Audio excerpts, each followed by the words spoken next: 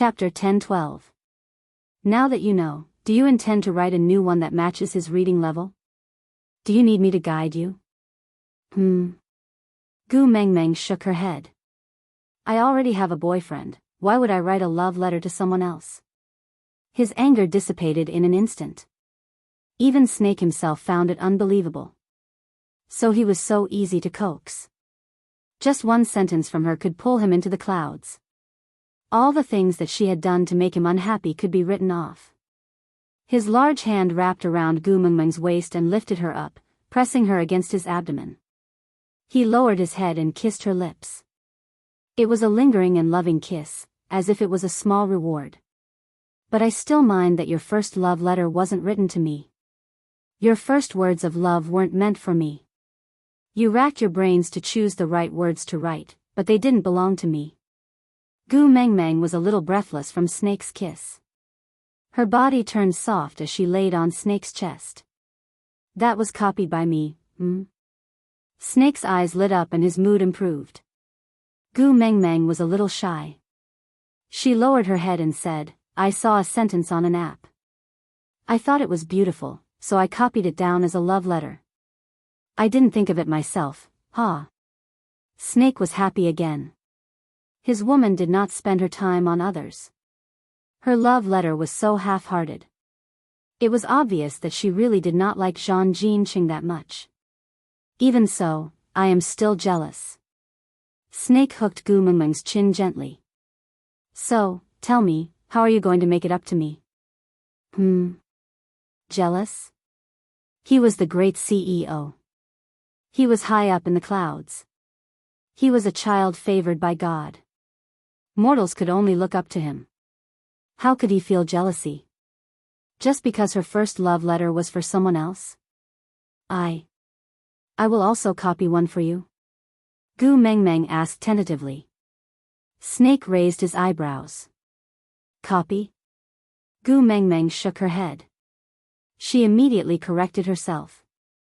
I will think of it myself, I will think of it myself. Snake planted another kiss on Gu Mengmeng's lips. Only then did he let her go.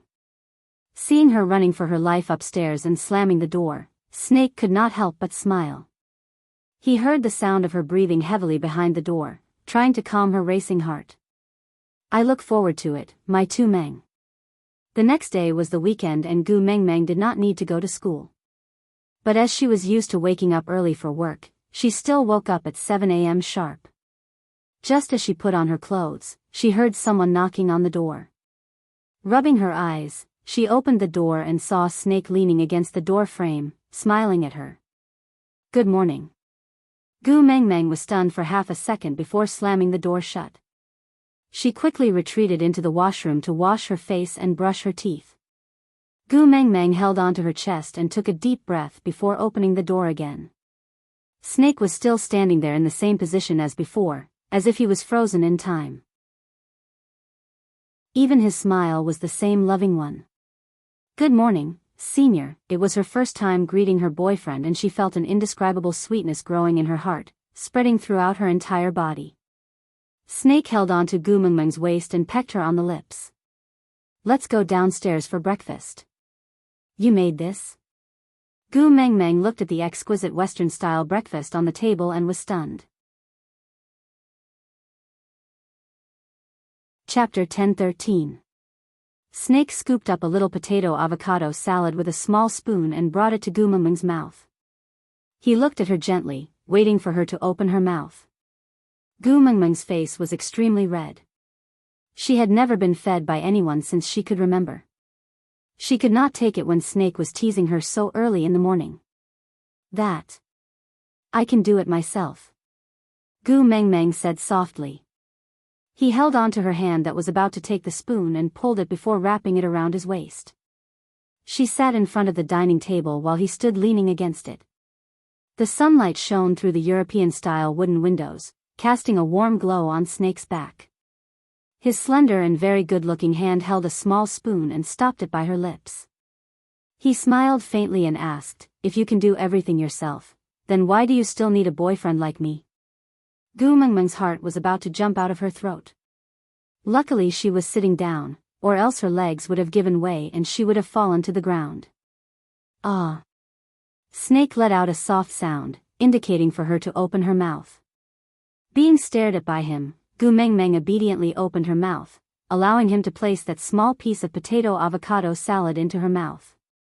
Then, he looked at her with a gentle and expectant gaze and asked, "Is it delicious?" The tip of Gu Mengmeng's tongue was numb and she could not taste anything at all. Now that the blood in her body was boiling, who would know if the potato avocado salad was delicious? But even if she could not taste anything, Gu Mengmeng still nodded obediently. Not for any other reason but because his teasing this early in the morning had already made her feel that the whole world was filled with sweet pink bubbles. Was it important what she was eating? Was it important? Not at all. The smile on Snake's face widened. He leaned forward and kissed Gu Mengmeng's lips. His nimble tongue swept into Gu Mengmeng's mouth, sucking in the lingering aftertaste between her teeth. Getting up, Snake gently wiped away the saliva he left on Gu Mengmeng's lips and chuckled. "Yeah, I'll remember it. I'll cook for you according to this taste in the future." Gu Mengmeng's face was so red that it looked like blood was about to drip out. She pushed Snakel and said, "What? I am your assistant, taking care of your 3 meals is my job. Let me cook for you in the future." Snake took 2 steps back and sat on the other seat beside Gu Mengmeng, creating a suitable distance between them. Of course, he wanted to stick to her like this, but her heartbeat was so loud that he could hear it clearly from so far away. If he didn't move away, she would have a heart attack, right? He liked that she was shy because of him, but he was also afraid that she would explode on the spot. After drinking a sip of milk elegantly, Snake replied, "Your superior is your boyfriend, so you can have unspoken rules in the workplace. I accept and will cooperate fully." Cough, cough, cough, cough. Gu Mengmeng choked and almost coughed out her lungs. What unspoken rules? Too shameful. Snake chuckled and caressed her back. "Eat slowly, I won't snatch your food." Gu Mengmeng waved her hands and shook her head. It's better to keep a clear line between public and private affairs. Dating Snake was already stressful enough. If she did not even work, she would really feel that she was being kept by someone. Chapter 10:14. Pfft. Gu Mengmeng laughed softly. Using such a domineering tone of a CEO to say such willful words, coupled with that devilish face, it was an inexplicable harmony. Seeing her laugh, Snake's mood became even better. This was the happiest morning he had in 19 years. He could say good morning to her, then accompany her for breakfast. Gu Mengmeng felt a little uncomfortable under Snake's stare, so she changed the topic. "Senior, you're really good at cooking." Snake chuckled softly, then looked at Gu Mengmeng with one hand supporting his cheek. "I can do other things even better, do you want to try?" Damn it. Gu Mengmeng had never been in a relationship before, but she felt that she understood it instantly. Gu Mengmeng's face, which had finally calmed down, instantly turned red again. She immediately lowered her head and stared at the salad on her plate, not daring to look at Snake. Snake knew that she had misunderstood, but refused to admit that he had purposely said those ambiguous words to lead her. He just said in a very normal tone, "If I were to list out the things I know, it would probably be as thick as a Xinhua dictionary. Cooking is just one of the simplest." As thick as a Xinhua dictionary, Gu Mengmeng really wanted to say that Snake was bragging, but when she looked up at him, she strangely felt that he was speaking the truth. God was indeed biased. He seemed to be so good to Snake that it was infuriating. "Then is there nothing you don't know?" Gu Mengmeng sighed sorrowfully. Snake thought for a moment, then nodded. "Yes, there is one thing I don't know." What is it?" Gu Mengmeng's eyes lit up. She wanted to learn this thing that Snake didn't know, so that at least she could win against him. Snake chuckled and pinched Gu Mengmeng's face. "I won't leave you." Thump, thump, Gu Mengmeng's heart beat violently twice, then stopped for 3 beats. Lowering her head, she forcefully stuffed a mouthful of salad into her mouth. "Don't talk when eating, don't talk when sleeping." Snake chuckled. He took in every interesting reaction on her face. Yes, these were the treasures that he had waited for her for 19 years. He couldn't waste even a single frame. Moreover, he decided not to tell her that the reason why he had learned so many things was so that he could do anything for her when she needed it. No matter how much he hated fire, he still insisted on standing next to the stove and learned all kinds of exquisite cooking methods from all over the world, just so that he could no longer take out roasted meat that was roasted black like charcoal and still had traces of blood on the inside for her to eat. He didn't want to see her get poisoned again after eating the food he gave her. He planned to pay for that mistake with every meal of his life. Tu Meng. Snake held Gu Mengmeng's hand and looked into her eyes. I will only borrow you once in this lifetime. This journey will be the rest of my life. I'm dating you with this belief. So, Tu Meng, answer me. You won't leave me, right? Gu Mengmeng hesitated for a moment, but still smiled and nodded her head. Never to leave? Gu Mengmeng was actually not confident. But God pretends not to hear the sweet words of lovers blown by the wind. Chapter 10-15. Snake had to accompany Gu Mengmeng in school from Monday to Friday, so he had to go to Monster Company to work on Saturday and Sunday. After all, there were many documents that required his signature before they could be stored in the warehouse, and many decisions had to be approved by him before they could be implemented. So after breakfast, Snake brought Gu Mengmeng into the changing room and asked her to pick a set of clothes for him to wear today. Suit after suit were neatly lined up on the clothes rack, from black to lighter colors, with the lightest being light gray. Yeah, there were white suits in the past, but ever since Gu Mengmeng teased him that he was the most handsome KFC in a white suit, Snake had thrown away all the white suits. To be honest, Gu Mengmeng only had one word for suits, and that was handsome. She would watch the red carpet of the various award ceremonies every year, but she could not tell the difference between the suits worn by the male celebrities other than the color of the suits. So Gu Mengmeng was actually a little flustered when Snake asked her to pick a suit. After all, they had spent too little time together, and she really did not understand Snake's preferences. What if she picked the wrong one? Gu Mengmeng sneaked a peek at Snake from the corner of her eye, and Snake seemed to have seen through her uneasiness. He wrapped his arms around her waist from behind, whispering into her ear, "Pick one that you think looks good, I will wear it for you to see. As long as you like it, I will like it." Gu Mengmeng's heart tightened, and she shrank her neck. Then, her fingers landed on a khaki 3-button suit for 4 years, and she took it down. She then found an excuse to struggle out of Snake's arms, and placed the suit on his body to size it up. Snake knew that she was not used to being hugged by him, so he did not force her. He just looked at her calmly, allowing her to size it up.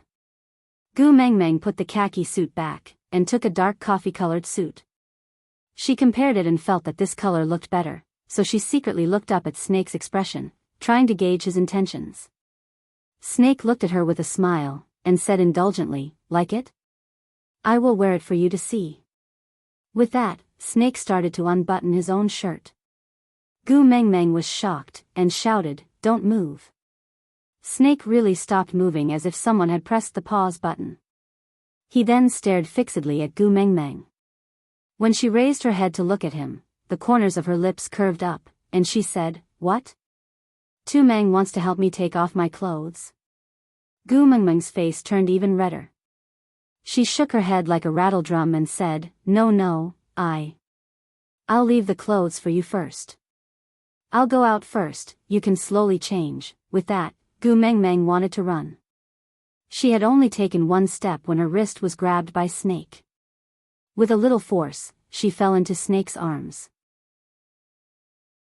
Snake'll looked down at her and smiled. "You are my personal assistant, isn't it part of your job to help me pack my luggage? Why run?" Packing up for the trip, does that include taking off and putting on clothes?" Gu Mengmeng wanted to retort, but she knew her own limits. With that unequal contract, she could not possibly gain any advantage over Snake. Pursing her lips, Gu Mengmeng looked up at Snake pitifully. "Didn't you say we can have unspoken rules?" Chapter 10:16. Gu Mengmeng blinked her eyes, not knowing whether to advance or retreat.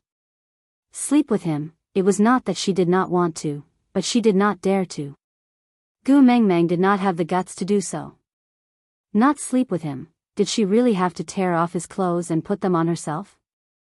Snake inched his face closer to Gu Mengmeng's and said, "Kiss me and I'll consider it as you sleeping with me." If it was just a kiss, it was acceptable. After all, their first kiss could be done in public. So a kiss on the cheek when no one was around was acceptable to Gu Mengmeng. So she leaned forward and prepared to give Snake a peck on the cheek. But before he could touch her, Snake turned his head and their lips touched each other without any mistake. Snake's green eyes were full of smiles, with gentleness and a hint of craftiness after getting his way. Gu Mengmeng blushed and retracted her mouth as if she was electrocuted. She wanted to run but Snake did not let her. He hugged her waist tightly and said, "This is the first time you took the initiative to kiss me. I enjoyed it very much." With that, he kissed Gu Mengmeng's cheek again and said, "Wait for me at the door. Don't go too far." Gu Mengmeng nodded. Only then did Snake let go of her and let her run out like the wind. Snake changed into the dark coffee-colored three-button suit that Gu Mengmeng had chosen for him and matched it with a pair of exquisite handmade leather shoes. He took out a striped tie of the same color from the necktie box and was about to tie it when he stopped. "Tu Meng, come in." Gu Mengmeng cupped her face with both her hands and separated her fingers slightly. A pair of big eyes peeked out from between her fingers and she heaved a sigh of relief when she saw that Snake was already dressed. She then walked in. Snake handed the tie to Gu Mengmeng and said, "Help me tie it." Gu Mengmeng smiled awkwardly and said, "But I don't know how to tie a tie. Do whatever you want, it's fine even if it's a dead knot." Huh? Gu Mengmeng was a little confused. Although she was not knowledgeable, she could tell that the tie was not cheap. Moreover, Snake was going to work today. A dignified CEO wearing expensive clothes but a dead knot on his tie. This is not good. "I just want you to tie me up, however you want to tie me up." Pfft. Gu Mengmeng burst out laughing. He was not a dog, what did he have to say about being tied up? However, Gu Mengmeng really did not know how to tie a tie, but she did not tie a knot for Snake. Instead, she tied the tie like how a red scarf was tied. Snake himself was very satisfied, but Gu Mengmeng was so embarrassed that she wanted to chop off her own claws. Snake drove Gu Mengmeng to Monsieur Company himself. Gu Mengmeng did not know if it was a psychological trick, but her gaze was fixated on Snake's necktie. The more she looked, the more guilty she felt, and the more inappropriate she felt. "Why don't you untie it and redo it yourself?" Gu Mengmeng could not help but ask. But Snake smiled and said, "No need, this is good, very good." This knot was tied by Tu Meng, and because of this knot, Tu Meng's gaze was always on him. Untie? Heh, whoever dared to dispel it, he would risk his life to fight them. The car drove all the way to the underground car park of Monsieur Company. There was a special parking space for Snake there. After parking the car, they directly entered the elevator that was reserved for the CEO. Out of habit, she wanted to press the top floor, but her fingers suddenly hesitated. Chapter 10:17. Aren't we going to the office? Gu Mengmeng asked in confusion. Snake hugged Gu Mengmeng in his arms and kissed her forehead. "I'll bring you around the lobby first. Let the people in the company get to know the future lady boss." Gu Mengmeng blushed. The blush on her face did not fade for the entire day. Ding dong, the elevator doors opened. The receptionist opposite the elevator was clearly stunned. Firstly, she had never seen the CEO walk out of the elevator on the first floor. Secondly, the CEO had always been a loner and never allowed anyone to get close to him. But today, he was hugging a woman. "Hello, CEO." The receptionist was quick to react and immediately stood up to greet Snake. Snake did not say a word. He just hugged Gu Mengmeng and walked around the lobby. Then, he returned to the elevator doors and pressed all the buttons on the first floor. Then, he retreated before the doors closed. When the elevator went up, he then pressed the up button from outside. His right hand was still wrapped around Gu Mengmeng's shoulder the entire time, not letting go for even a second. Gu Mengmeng felt extremely uncomfortable being stared at like X-rays.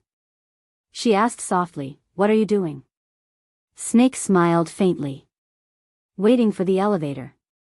Gu Mengmeng, an empty elevator exclusive to the CEO, stopped at every floor for a while before opening. Everyone in the company was shocked. After standing up to greet him, they realized that the elevator was empty. The CEO was not inside at all. Hence, they looked at each other, not knowing what was going on. When the elevator finally returned to the first floor, Snake brought Gu Mengmeng in. Then, he pressed the button for the highest floor and went to the office. Gu Mengmeng's face was red and awkward the entire time. She wanted to find a hole to hide in. Along the way, everyone with eyes kept staring at her, as if she was naked. After entering Snake's office, Gu Mengmeng collapsed on the sofa armrest. She was speechless at Snake's cheerful mood. Was it because rich people's brain circuits were different from normal people's? Didn't novels always say that CEOs would be secretive when dating poor girls for fear of being discovered? Why was he so ostentatious? Wasn't he afraid that his mother would throw a check in her face and force her to leave him? Sensing Gu Mengmeng's gaze, Snake, who had just sat on the office chair and approved a document, looked up at her and said, "You are looking at me like this. Are you hinting to me that you want something to happen here?" Damn it, another instant understanding. Gu Mengmeng deeply felt that she was not pure. Turning his head away, he said, "Why did you play with the elevator like that?" Snake looked at Gu Mengmeng in surprise. "I'm flaunting my love. It's so obvious, can't you tell?" Cough cough cough. Gu Mengmeng looked at Snake speechlessly and said, "So why are you showing off your love?" Snake touched his nose and smiled sweetly. His voice was filled with joy. "I just can't wait to let everyone know that you are the person I like, and we are together." Looking at Snake's gentle expression and hearing his every word that seemed to resonate with his heartbeat, the uneasiness and awkwardness in Gu Mengmeng's heart gradually melted. She did not know when Snake fell in love with her, but these few days of interaction made her certain of one thing: Snake really loved her very much, and loved her terribly.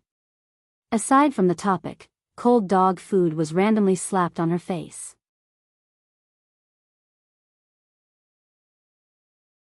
Chapter 10:18. The white fog gradually gathered and the scene disappeared behind it.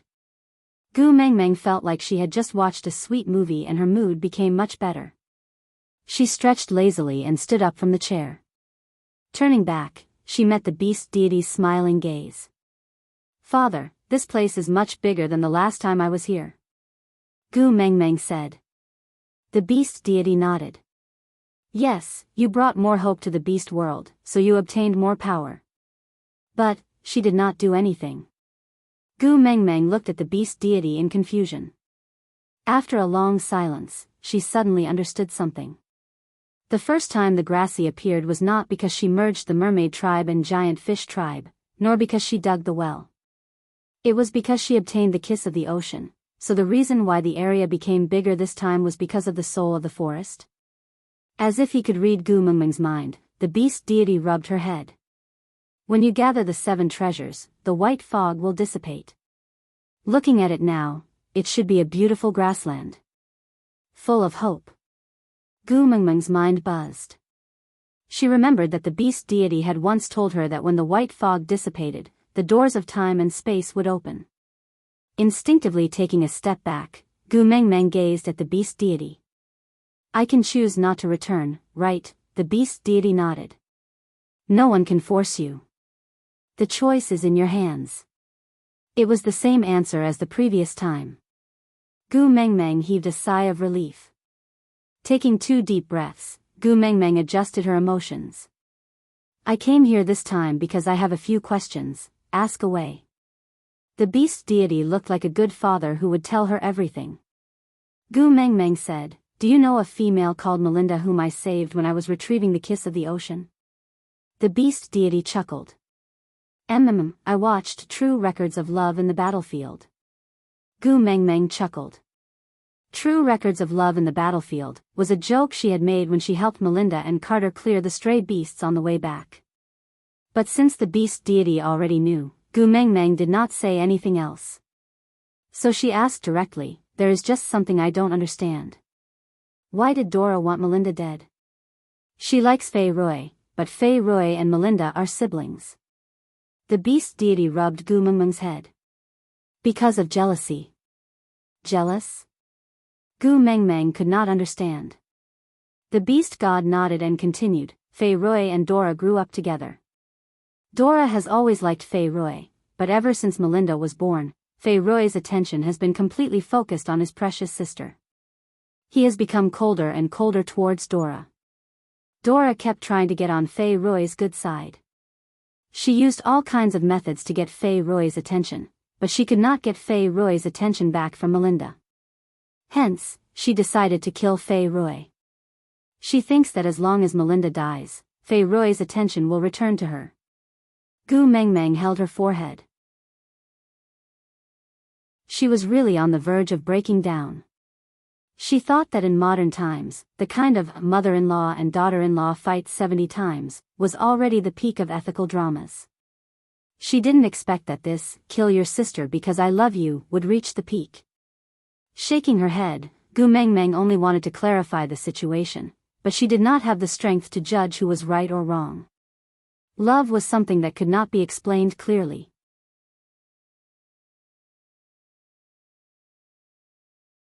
Chapter 10:19. The beast deity held onto Gu Mengmeng's stray hair and looked at her neck. He chuckled. "Yeah, it has changed." Gu Mengmeng was taken aback. She frowned. "But Snake looked fine just now," the beast deity nodded. "The guardian mark is different from the mating mark.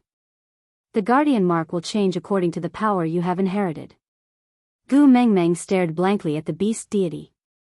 Forgive her for not understanding what he was saying. The beast deity thought for a moment. "Do you still remember the poisonous fog you sucked in with the kiss of the ocean?" Gu Mengmeng nodded. The beast deity chuckled. "That was the venom of a snake." Without waiting for Gu Mengmeng to ask, he continued. "Do you still remember the blood you sucked into your palm to retrieve the soul of the forest?"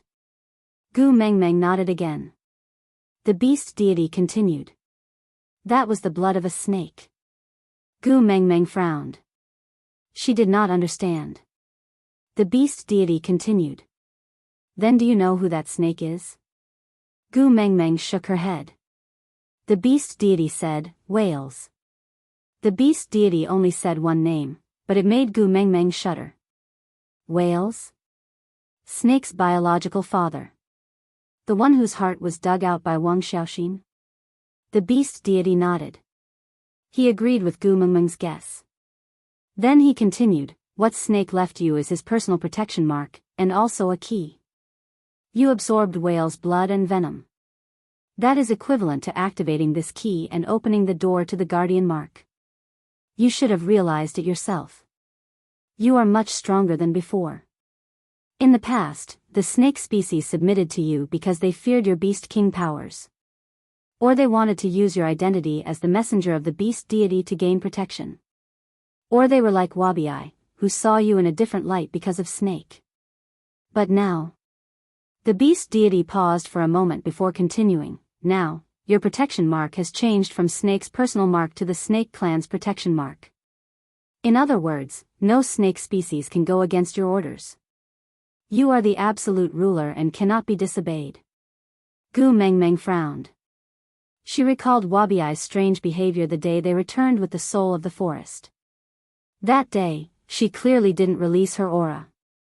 All she said was, "Stop," and Wabi collapsed to the ground like boiled noodles, unable to get up. Cole also said that if she did not let him up, he would definitely not be able to get up.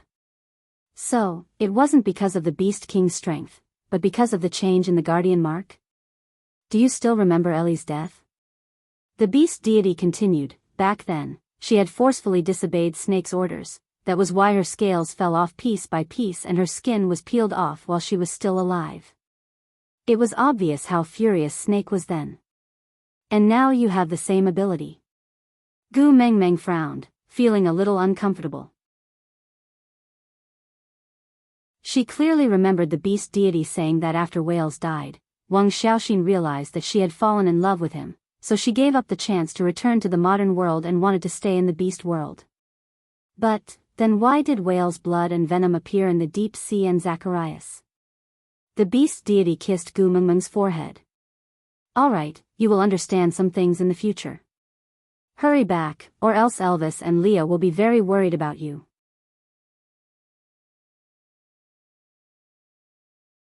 Chapter 10:20. The beast deity smiled without saying a word. Gu Mengmeng then understood that the answer was still, I can't say.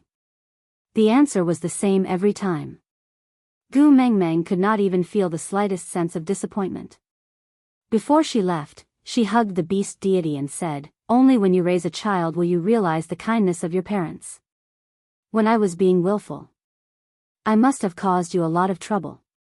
The beast deity stroked Gu Mengmeng's back lovingly and kindly. No, you make me feel very proud most of the time. Moreover, you even watch television with me. Gu Mengmeng chuckled. You are probably the most indecent deity I have ever seen or heard of. The beast deity did not comment and just watched as Gu Mengmeng fell. When Gu Mengmeng woke up from her weightless state, she opened her eyes and saw a pair of blue eyes. It was as if every time Gu Mengmeng went to see the beast deity, Elvis would stare at her without rest. Because every time she opened her eyes, she would meet his gentle and concerned gaze. Gu Mengmeng was not in a hurry to get up. Instead, she flipped over and hugged Elvis's waist. Her tiny body burrowed into Elvis's arms. She called out hoarsely, hubby. I am here. Elvis stroked Gu Mengmeng's hair gently and kissed her brow. Gu Mengmeng asked, when I went to find the beast deity, did you not sleep at all? Elvis smiled and replied, why didn't you sleep? I was afraid. Elvis took a deep breath. His deep and husky voice was filled with a tinge of exhaustion and a lot of affection. I was afraid that the beast deity would suddenly take you away, just like how he brought you here without any warning. Elvis rubbed his chin against the top of Gu Mengmeng's head, greedily inhaling the scent that belonged to her. He could feel her breath on his chest. It was itchy but very comfortable. So, I can only stare at you without blinking. Only then can I be at ease. Gu Mengmeng looked up at Elvis and asked, so you did not eat or sleep these few days? Elvis nodded. It's normal for males to not eat or sleep for 3 to 4 days. It's fine.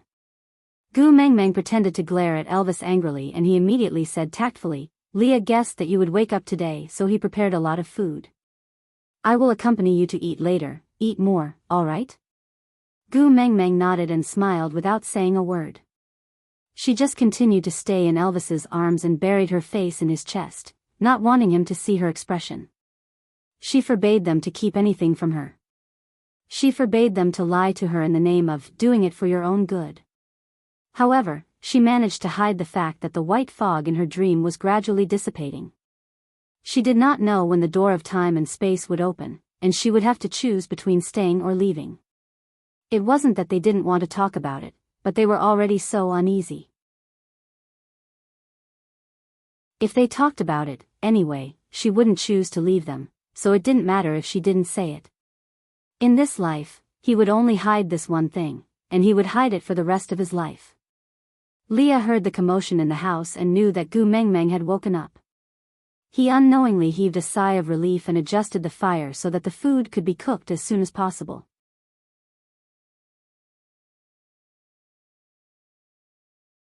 Chapter 10:21. Wabi had been seriously injured by Gu Mengmeng and had not appeared for the past few days. Qi Xian was still the same, sitting quietly by the door every day. In the few days that Gu Mengmeng was unconscious, he would purposely walk over to her bedside to look at her every time he woke up or went to sleep. However, he did not say a word and would just go back to do what he was supposed to do after looking at her. Although it was just a glance, Gu Mengmeng still felt very warm. Leah said. Qi Xian still didn't like to talk to people, but Kanwa's chatterbox lingered around Qi Xian every day without getting tired of it. Although Qi Xian looked expressionless, he would still reply once in a while. Hada was the eldest of the 4 brothers, but he was the one who spoke the least. Whenever he said something, Qi Xian would do as he was told even though he did not reply. On the contrary, it was Jiaoyu who was so smart that he could not do anything to Qi Xian. Especially when Kanwa bragged about how many words Qi Xian had said to him and how many words Qi Xian had said to Jiaoyu. Such a comparison caused Jiaoyu's confidence to take a heavy blow. He felt that his genius brain had actually lost to a shameless fool. However, even though they were fooling around, the relationship between the 4 brothers was still very good. To Gu Mengmeng, that was the second piece of good news. In the evening, the sky was suffused with red clouds. Gu Mengmeng leaned into Elvis's arms and watched as her 4 sons sat in a circle not far away. Of course, it was the other 3 who accommodated to Qishuan's seat and sat beside him to harass him daily. But Qi Xian didn't express any rejection or annoyance. He just sat quietly and allowed them to make a ruckus around him. Leah swung his furry big tail and bent his knees to sit beside Gu Mengmeng. Zacharias' tribe, do you have any plans? Gu Mengmeng was taken aback and felt a little frustrated. She had promised Leonard to bring the Zacharias tribe into Saint Nazaire and become a sub-tribe like Sauter. But after so many things happened, Gu Mengmeng could barely take care of herself and forgot to make arrangements for this tribe. Leah could not bear to let Gu Mengmeng worry about such matters, so he said slowly, that witch Dr. Nick in the tribe is quite capable. After Leonard's death, he managed all the matters in the tribe in an orderly manner. However, it's only a level 2 beast after all. Problems will definitely arise after a long time. Do you have a suitable candidate? Gu Mengmeng asked. Leah nodded and said, Burke. Gu Mengmeng raised her brows, a little surprised by Lee's suggestion. Leah said, after a winter's worth of corrections, those who were too weak in his tribe have already been eliminated. Although the remaining ones were not that strong, it should not be a problem for them to migrate from Sauter to Zacharias. Although that fellow overestimates himself, he is a responsible male and has experience as a leader. Most importantly, Burke would never betray Gu Mengmeng. The males in the beast world were all stubborn. Once they fell in love with a female, they would stay for life. Even if he didn't get a response, he would just hang on to the tree. So what happened to Oakley would not happen to Berg. But Leah did not mention this point. He would not express his feelings for other males in front of Gu Mengmeng. He was not a fool.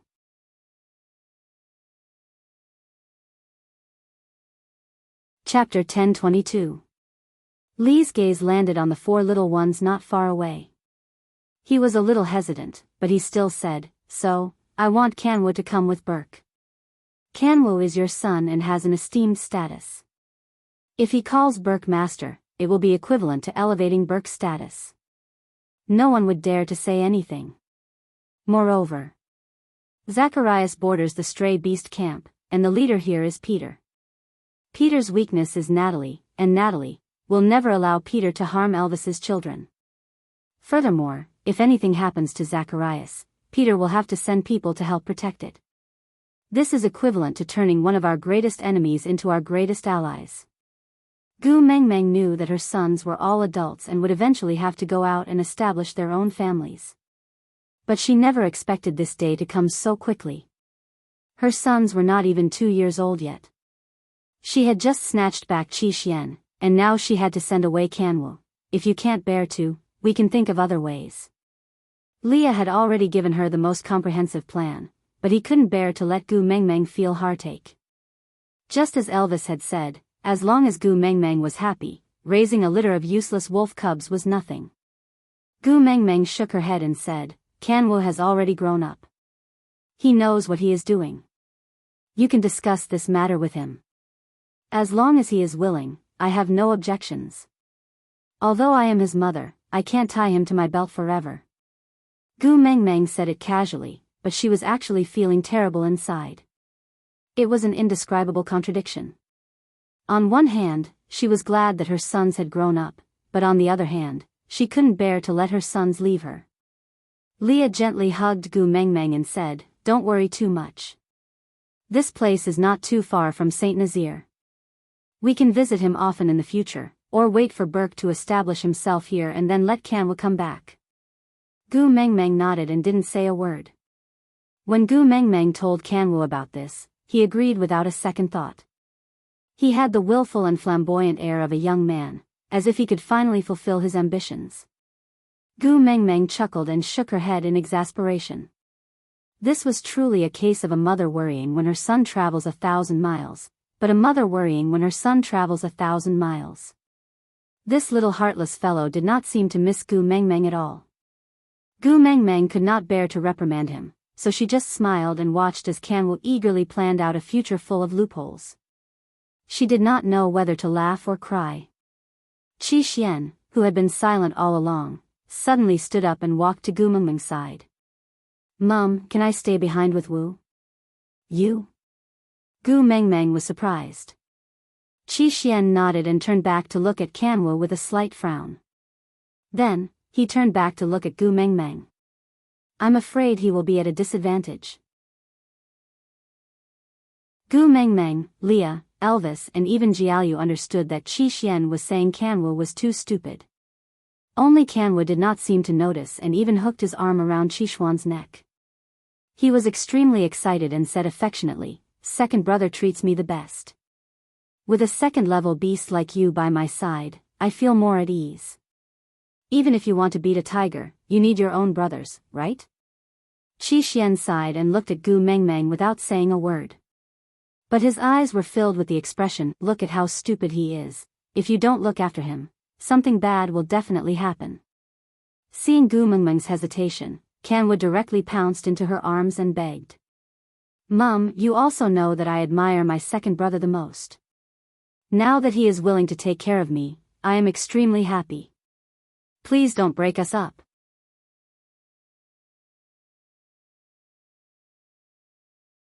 Chapter 10:23. The next day, Kanwu and Qi Xian set off for Zacharias. Leah personally sent them over. Gu Mengmeng suddenly felt a little empty without the two sons that she worried about the most. Sitting at the spot where Qi Xian was daydreaming every day, Gu Mengmeng stared at the scenery. She thought that maybe she should learn to let go. As long as Qi Xian was not by Cole's side, she could actually let him be independent. She was not a crazy mother who wanted to tie her children to her side. She just could not allow her sons to fall into a deep abyss and not save them. That was good too. With Qi Xian and Kanwo at Zacharias, maybe, she could free up her hands to deal with Cole. Just as she was thinking, Peter suddenly paid a visit. Gu Mengmeng was surprised because Peter's attitude towards Natalie's litter was extremely good. Compared to Elvis's litter, it was like the difference between clouds and mud. Ever since Natalie gave birth, he could not bear to leave Natalie's side. If not for the fact that he could not reject Natalie's request to retrieve the soul of the forest, he would not have accompanied her at all. Today, he left Natalie behind to come see her. Gu Mengmeng stood up. He was Elvis's father after all. Gu Mengmeng still subconsciously treated him as an elder. Peter's expression did not look right. It was rather solemn. It was clearly a sunny day, but his features were hidden in the shadows. Elvis instinctively shielded Gu Mengmeng behind him. He looked at Peter with a guarded gaze. Peter did not continue approaching. He just stood a meter away. His fists were tightly clenched. Blood dripped from his palms, but he did not seem to notice. The atmosphere became rather stifling. Gu Mengmeng did not know what to say. She could only look at Peter quietly and wait for him to speak. After a long while, Peter finally spoke. "You said that you can bring Natalie to Saint Nazaire and protect her. Does that still count?" Gu Mengmeng was taken aback. Peter did not look like he wanted to leave with Natalie. Instead, he looked like he wanted to send Natalie off alone. Frowning, Gu Mengmeng asked, "Did something happen?" Peter looked up, his wolfish eyes bloodshot. His malevolent expression contorted his features and his entire face was trembling, showing the limits of his endurance. He was trying to control himself, sparing no effort. "Take her away, protect her. Tell her that she's free now. The veins on Peter's arms throbbed as he glared at Natalie with bloodshot eyes. It was a desperate plea, a humbleness that had been forged from his own flesh and blood. In this lifetime, he would only submit to Natalie, be it in the past or now. If it's possible, please save at least 1 or 2 of the 6 pups. They're Natalie's only hope. If you can't. He clenched his fists even tighter, but even if he tensed up all the nerves in his body, he still couldn't say the last sentence. If that didn't work, he would give up on the pups and save Natalie. He couldn't bring himself to say it. Because this litter of wolf pups was different from Elvis's. Natalie was willing to help him give birth to this litter of wolf pups because she loved him. Every one of them was proof that she loved him.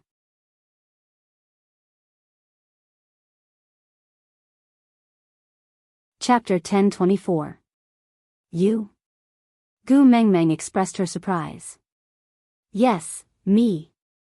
Peter exclaimed. I know that with your powers, you can completely crush coal. But since you are unwilling to dirty your hands, let me do it for you. As long as you can protect my female and son, I will be the sharpest sword in your hands. Gu Mengmeng seemed to understand something. She gently patted Elvis's arm, indicating that he didn't have to be too nervous. She took 2 steps forward and stood in front of Elvis, facing Peter. Does Natalie herself know that you want me to bring her away? Has she agreed? Peter's expression clearly changed, not because of anything else, but because Gu Mengmeng had mentioned that name. Some people were just like that. Just the mention of her name was like clutching your throat, making you forget to even breathe. After a long while, the corners of Peter's lips curled up. He wanted to smile, but the muscles on his face were too stiff, twisting the smile into a sinister one. I will make her agree. With that, he turned to leave without waiting for Gu Mengmeng's reply. Gu Mengmeng felt very conflicted as she watched Peter's back. She reached out for a hug from Elvis, before following him to Natalie's cave. Peter stood at the entrance of the cave for a long time. It was as if the entrance was filled with thorns, and every step he took would pierce an inch into his flesh. It was foreseeable that he would be badly mutilated. He clenched and unclenched his fists. After countless deep breaths, Peter's facial muscles were forcefully relaxed. He strode in with a cold and sinister expression. Just by looking at his back, Gu Mengmeng could clearly feel the pain he was in. You want to go in? Elvis asked. Gu Mengmeng nodded, but the corners of her lips curved up slightly. Elvis was different from Gu Mengmeng. He didn't care about anyone other than Gu Mengmeng. What did death and sorrow have to do with him? But Elvis understood Gu Mengmeng.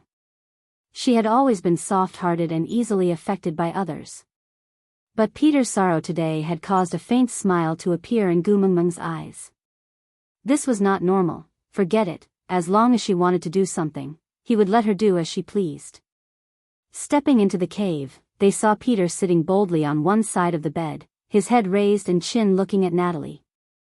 I have decided to let you off. Congratulations, you are free now, scram. Take your son and get out of my sight. Don't ever appear in front of me again. What nonsense are you talking about? Natalie stood rooted to the ground. After all, even when their relationship was at its worst, Peter had never spoken to her like this. You don't understand? Peter laughed coldly. Back then, you abandoned me and turned me into a stray beast. That's why I took revenge on you and imprisoned you. I was waiting for you to fall in love with me, and then I would ruthlessly trample on you. Now that I've achieved my goal, I won't waste any more time on you. So, you can scram now. Natalie's face paled and she glared at Peter. That's enough. I'm going to get angry if you continue.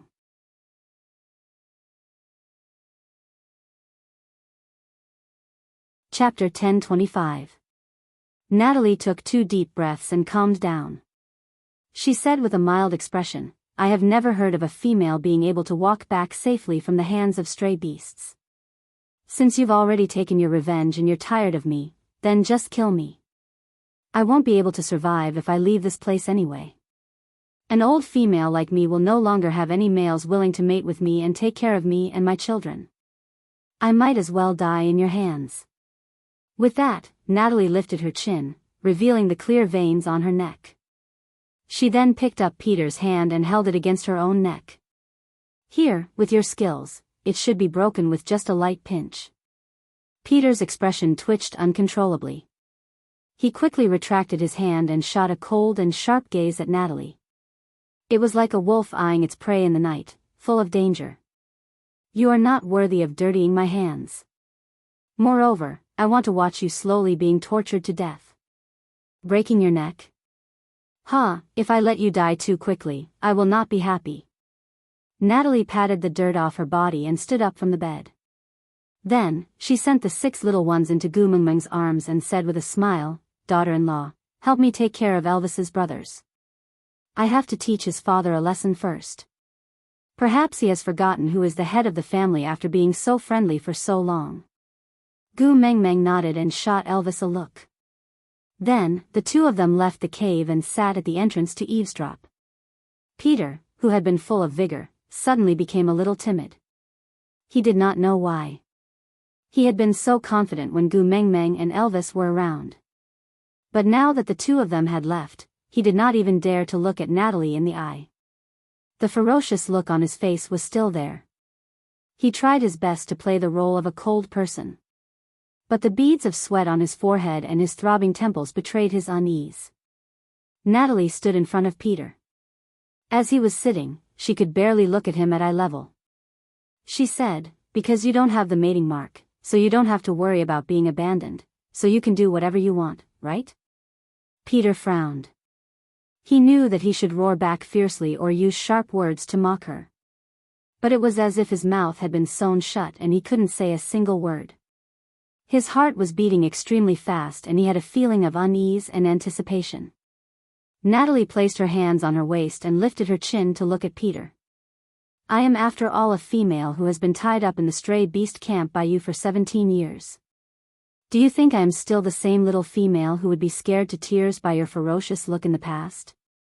Stretching out a hand, he poked Peter's forehead hard, causing his head to tilt backwards. "Young and pretty female, right? Tell me, with which eye did you see it? I'll help you dig out your eyeballs and wash them so that you won't be able to see clearly." Peter's heart was pounding. Natalie's jealous, isn't she? She had never treated him so strongly before. She had always been weak and timid. Now, she dared to be so impudent, because she finally believed that he couldn't bear to hurt her, right? What he had hoped for half his life had finally come true. But now, he had no choice but to push her away. Gritting his teeth, he brushed Natalie's hand away and gave her a shove.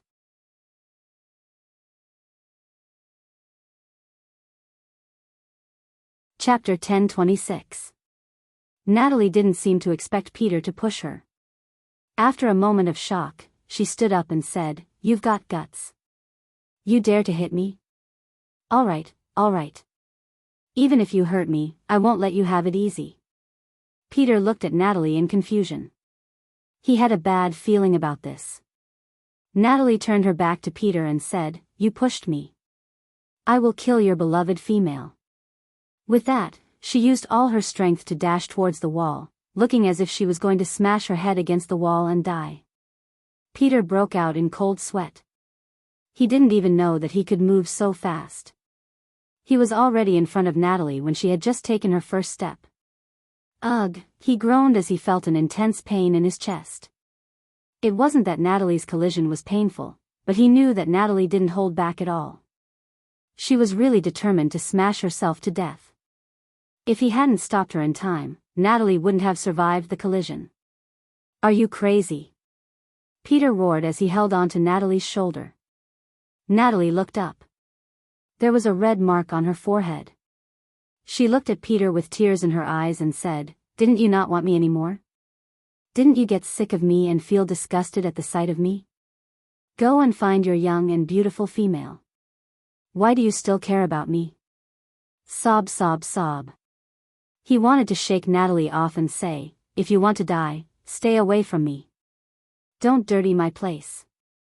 But looking at her sobbing face, his chest felt like it was being torn apart. He couldn't say the harsh words that he could have said in the past. Humans are fearless when they have nothing. She said that because he didn't have a mating mark, he wasn't afraid of being abandoned. But that wasn't the case. He was even more afraid of being abandoned by her now than when he had the mark on her body.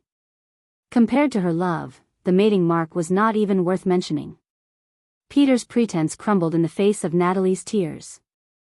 His large hand caressed her back. He sighed and said, I have really spoiled you. You even dare to hurt my beloved female. You know that I can't do anything to you, right? Natalie looked like she was going to cry herself to death in Peter's arms. She sobbed and asked, Are you still going to abandon me? Are you still sick of me? You even hurt yourself. Isn't it because you know that I can't let you go? You still ask such a question? Peter frowned helplessly, but his tone was extremely gentle. But Natalie didn't buy his gentleness. She continued to cry and asked, You never liked me, right? From the start, you treated me this because I rejected you and hurt your pride, right? Sob, you really don't like me. Peter had no choice but to hold the back of her head and said seriously, I like you and care about you. You are the only person in the world that I can't live without. You clearly know, and you clearly believe, yet you still say such twisted words to poke at my heart? Natalie's eyes were filled with tears as she asked timidly, But you said you were going to abandon me. Peter's heart ached along with Natalie's sobs. The ferocious look on his face had long disappeared. Facing Natalie, he had no other choice but to pamper her. So he surrendered. I will never abandon you, never. Natalie nodded, and then raised her hand to wipe away her tears.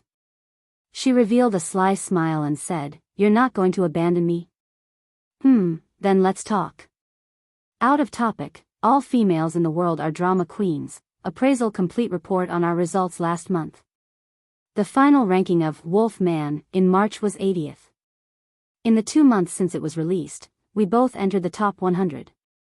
This made Susu feel very proud. Thank you, babies, for your support and love. April is Susu's birthday. I hope we can still make it into the top 100 this month. In addition, the explosive update time is set for the 23rd. At midnight, there will be a lot of updates in one go. My babies, please look forward to it.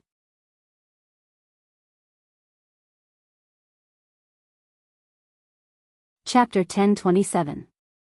Peter was stunned for a moment and could not react. Natalie's expression had changed too quickly. She was still so devastated just now, but now, Peter suddenly laughed and shook his head.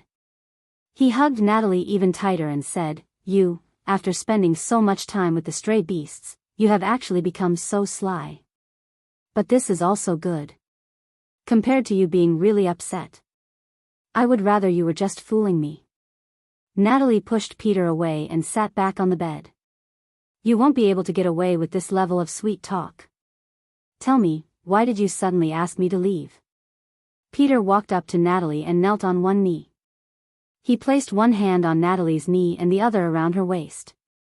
With a deep gaze, he said, Recently, I've been losing control of myself more and more. Natalie was stunned for a moment. Are you referring to the time you woke up and ran out in the middle of the night? Peter's body stiffened. He thought she did not know. After hesitating for a moment, Peter still nodded and said, My body craves to kill. I cannot control it with my consciousness. At first, I was satisfied just by killing some wild beasts. But now, I have to torture and kill orcs to calm myself down. I do not even know what I am doing when I am in a state of madness. If this goes on, I am afraid that one day I will hurt you when I am unconscious. Natalie chuckled and nodded. So you intend to send me to Elvis's side and let the messenger of the beast deity protect me? Peter nodded his head in agreement. But Natalie smiled and continued to ask, Then what if one day, you lose control and rush to Saint Nazir to hurt me? What do you hope the messenger will do? Kill me. Peter stammered. In the entire beast world, only she has this ability. Natalie sighed, as if extremely disappointed. She leaned back and widened the distance between them. It seems like you do not love me that much, and do not believe that I love you. Peter's muscles tensed up instantly. He tightened his grip on Natalie's waist and pressed his lips into a straight line. He did not say a word.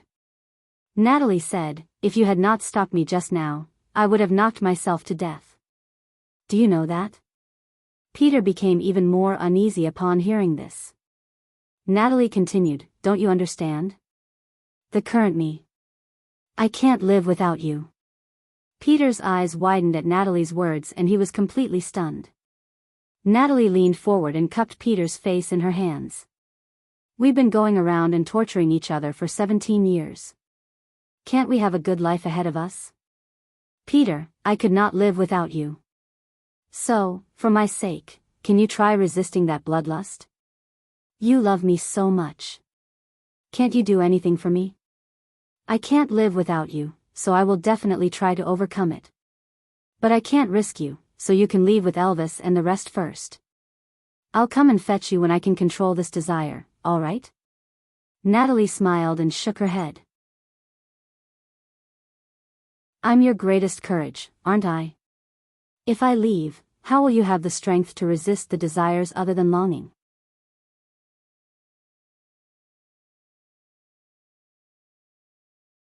Chapter 10:28.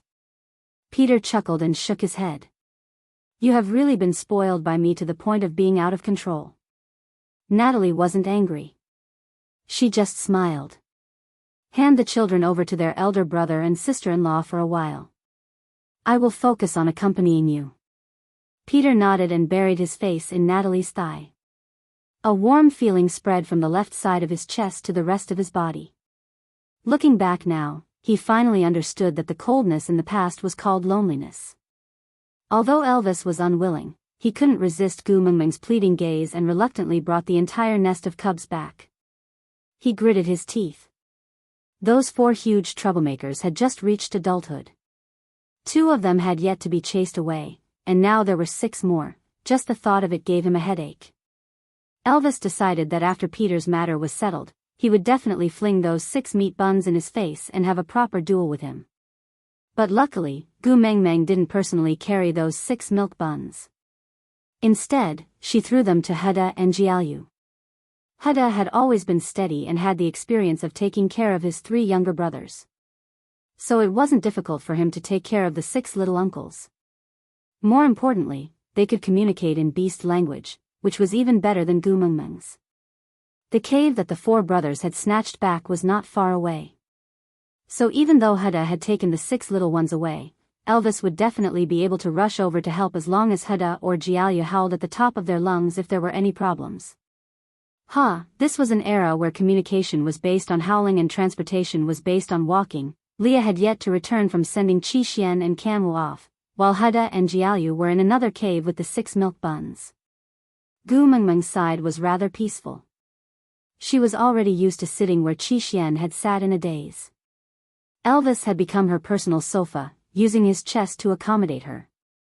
If Wabi wasn't in the way, Elvis would feel even more perfect. There will be a heavy downpour these few days. Wabi sat at the side with a melancholic gaze. This rain may last for a few days. But after it stops, it will be the dry season. By then, I will have to return to the Snake King Valley. Gu Mengmeng knew that Wabi couldn't bear to part with her. Gu Mengmeng kicked Wabi.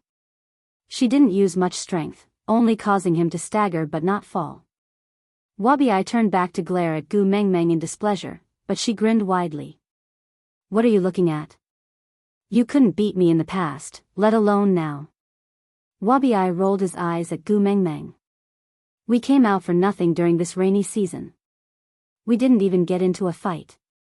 Gu Mengmeng asked, "Do you have violent tendencies?" "Hey, I know a little psychology now. Do you want me to treat you?" Scram.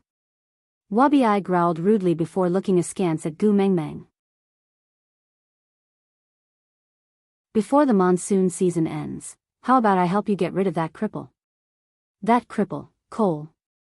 Gu Mengmeng's lips curled upwards. How should I deal with it? Did you kill him? Should I keep them for the new year? Wabi-I asked instead of answering.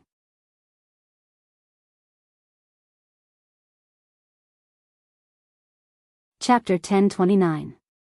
For a moment, Wabi-I was even a little dazed. It was as if the petite figure in front of him had overlapped with someone he was once familiar with. That person clearly didn't say the same thing, but he seemed to see his shadow. The corners of Wabi-I's lips curled up and he suddenly laughed. In that case, I don't have to be a busybody. However, when I come to find you after the dry season, you must find something fun for me to do. Gu Mengmeng nodded in agreement. That night, as expected, it rained heavily. Leah returned drenched while Wabi-I left without saying goodbye. Quickly transform and get rid of the water on your body. Don't catch a cold. Gu Mengmeng looked at Leah, who had returned in his half-beast form, and felt helpless. He could have returned in his beast form and transformed at the entrance of the cave, but he had to make himself look so miserable. Leah shook his head and the water on the beast's ear flowed down his face. Sitting beside the fire, he twisted his big tail and looked up at Gu Mengmeng pitifully. I want to slowly roast myself dry so that Mengmeng will feel sorry for me. Gu Mengmeng smiled as she took a piece of beast skin and gently wiped Li's hair. Occasionally, she would wipe his two furry beast ears and pinch them playfully. Leah sat there lazily, allowing Gu Mengmeng to fiddle with him. Then, he cupped his chin and told her about the situation in Zacharias. Once Kanwu arrived at Kanwu, he displayed the qualities of a little tyrant, arrogant and despotic, seemingly rude and unreasonable, but everything he did was just right. It made people fear him, but they couldn't find any reason for it. The reason for this was very obvious.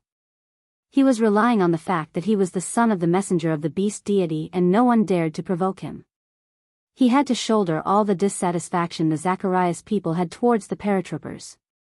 Then, when Borg came, he would restrain himself, and Borg would win the hearts of many people for nothing. Then, if someone came to pick a fight with him, Kanwu could use force to suppress them. Because he was like this from the beginning, people would not blame him. They would only say, you know, he has a bad temper, why did you provoke him? Then, Berg would come out and bring Kanwu back to educate him. After a few rounds like this, Borg's prestige was naturally established. This idea was not given to him by Leah. It was clearly Qixuan's doing. It had to be said that Qixian had learned some things from Cole. With him by Kanwu's side to help, Kanwu could avoid a lot of dirty tricks and also let Kanwu suffer a lot less. It had to be said that the combination of Kanwu and Qixian was somewhat similar to Elvis and Leah. With that thought, Leah looked up at Gu Mengmeng. Mengmeng, do you think Kanwu and Qixian will mate with the same female like me and Elvis? If the two brothers work together, the other rivals in love definitely won't be able to live. The smile on Gu Mengmeng's face froze. How should I put it? Things like a Huang and Nuying would be a beautiful story if it happened to others, but Gu Mengmeng felt a little awkward when it happened to her own son. But Leah was right. If Qixian and Kanwu could mate with the same female, it would be the most advantageous situation for them. After all, if the two of them were separated, Kanwu would easily be set up by others, while Qixuan's cold demeanor would make it difficult for the females here to like him.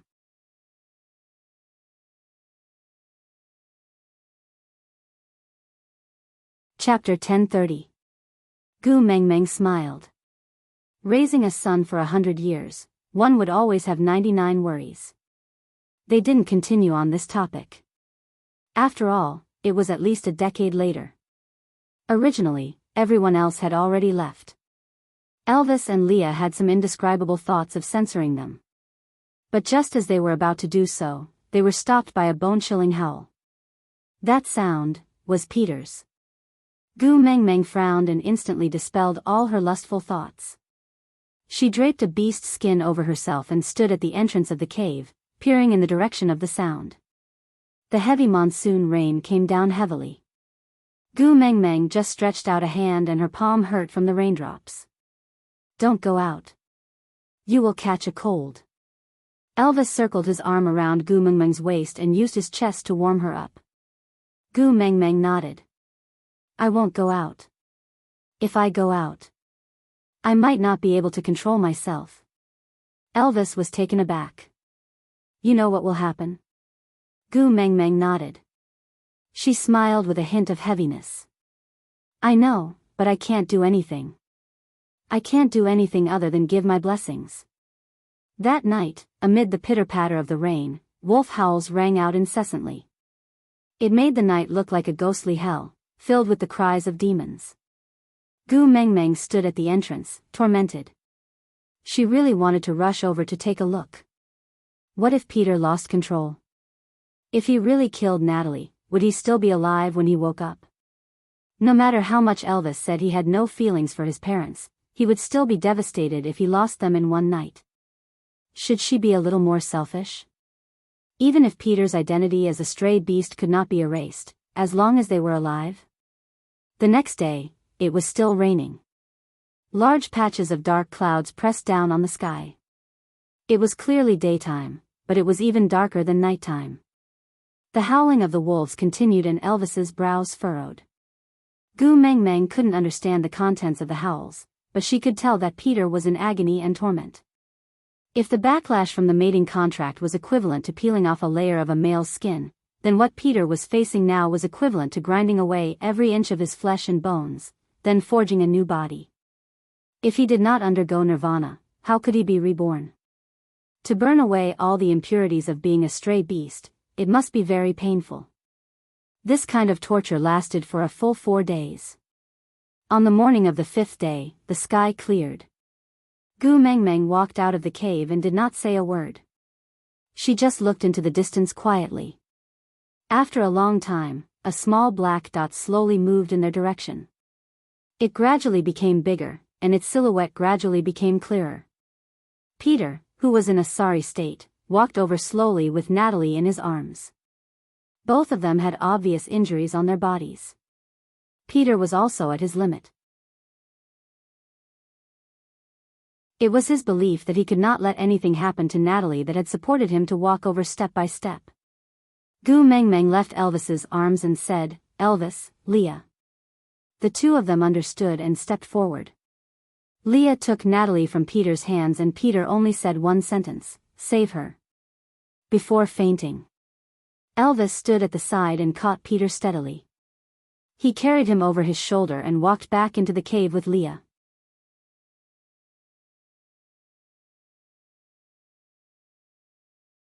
Chapter 1031. Gu Meng Meng sat beside Natalie. Although he was an elder, it was still inconvenient for Leah to take care of some matters. So even though Leah didn't want Gu Meng Meng to be tired, Gu Meng Meng still insisted on taking care of Natalie herself. Taking off the torn beast skin, Gu Meng Meng personally cleaned Natalie's wounds bit by bit. Because of Snake's battle experience, Gu Meng Meng could tell at a glance that the wounds on Natalie's body had been left by a wolf's claws. But which wolf, it went without saying. Natalie's skin was very fair because she had not been exposed to the sun all year round. Even though she had gone out for walks after reconciling with Peter and her complexion was much better than before, it was still an unhealthy whiteness. But now, she was as white as snow without a single speck of dust. Gu Meng Meng frowned and covered Natalie with the beast skin. She then turned back to Leah. I have seen the wounds too. Although there are many of them, none of them are fatal. These wounds would not even be worth mentioning if they were on a male. But Natalie is a female, and one with a weak constitution who had just given birth. So what might not be a big problem for others might be fatal for her. Leah nodded. That's right. Firstly, the wounds are healing too slowly. Secondly, she has lost too much blood. Gu Meng Meng turned back to look at Natalie. She held her hand gently. It was not easy for you and Peter to get together. You won't give up on him just like that, right? You still have 6 newborn babies. Don't you want to see them grow up day by day and evolve again and again? Natalie, stay strong. You must hang in there, understand?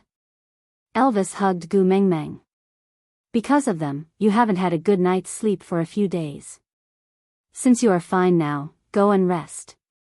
Gu Meng Meng was really exhausted. so she didn't say anything else. She obediently returned to the small bed prepared for Qixian and fell into a deep sleep. By the time she woke up, it was already night time with a bright moon and few stars. Peter had already woken up. Disregarding the injuries on his body, he stayed by Natalie's side in a daze. He held Natalie's hand tightly with both hands, as if afraid that Natalie would disappear the moment he let go. Gu Mengmeng walked to Natalie's side and used the back of her hand to touch Natalie's forehead. She frowned and said, "Leah, go fetch a basin of water and prepare 2 soft beast skins for me." Leah did not ask why and did as he was told. Gu Mengmeng washed the beast skin and placed it on Natalie's forehead. She sighed and said, "She is running a fever. It should be caused by an external wound. If only there were antibiotics, but this place." Leah kissed Gu Mengmeng's forehead and smoothed her brows. "Leave it to me, don't worry." "Yes."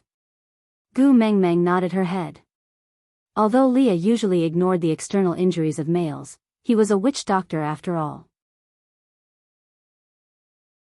He knew many herbs that Gu Mengmeng did not know and some common knowledge in the beast world that Gu Mengmeng did not understand.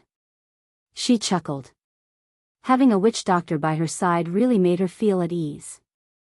Leah was busy taking care of Natalie and Peter. Gu Mengmeng had wanted to share some of the burden and so volunteered to cook. But in the end, Leah didn't even let her move a finger.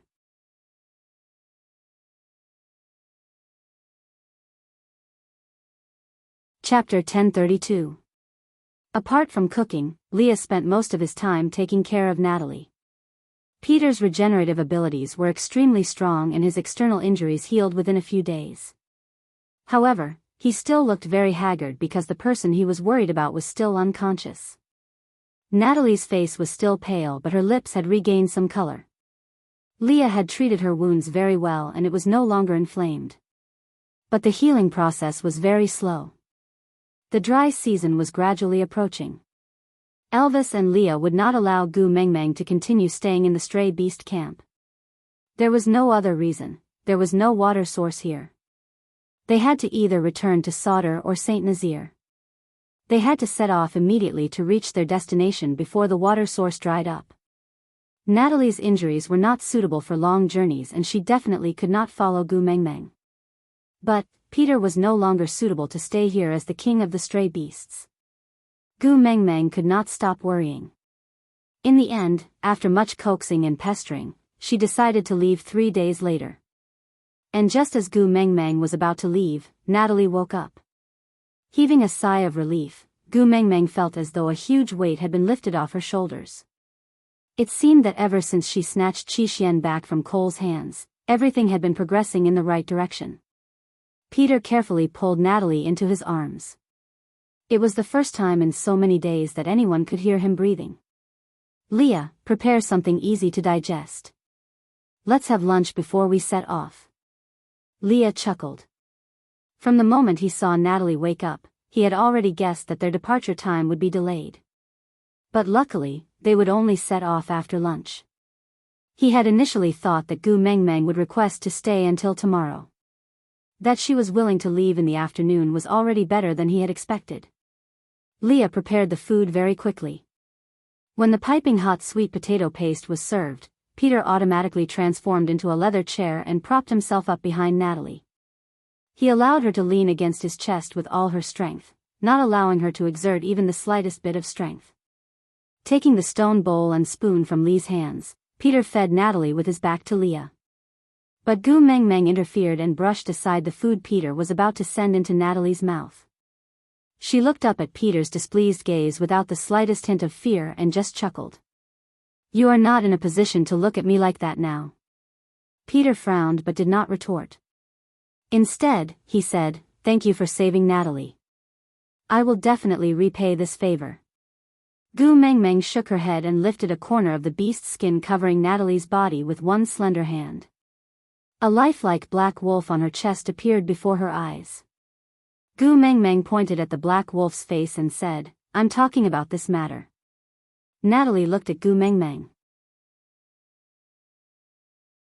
Peter was stunned and could not react for a long while. Natalie has the mark of a black wolf. Had he been so focused on Natalie's face that he hadn't noticed the mark on her body? Or did he realize it, but he didn't have enough brain cells to think about it? He was only thinking about whether she was still alive, so he ignored the changes in her body and himself. Peter stared at Natalie's heart in disbelief for a long time. There was his mark there. He could not be mistaken. That black wolf was him. It was actually on her chest. Digression.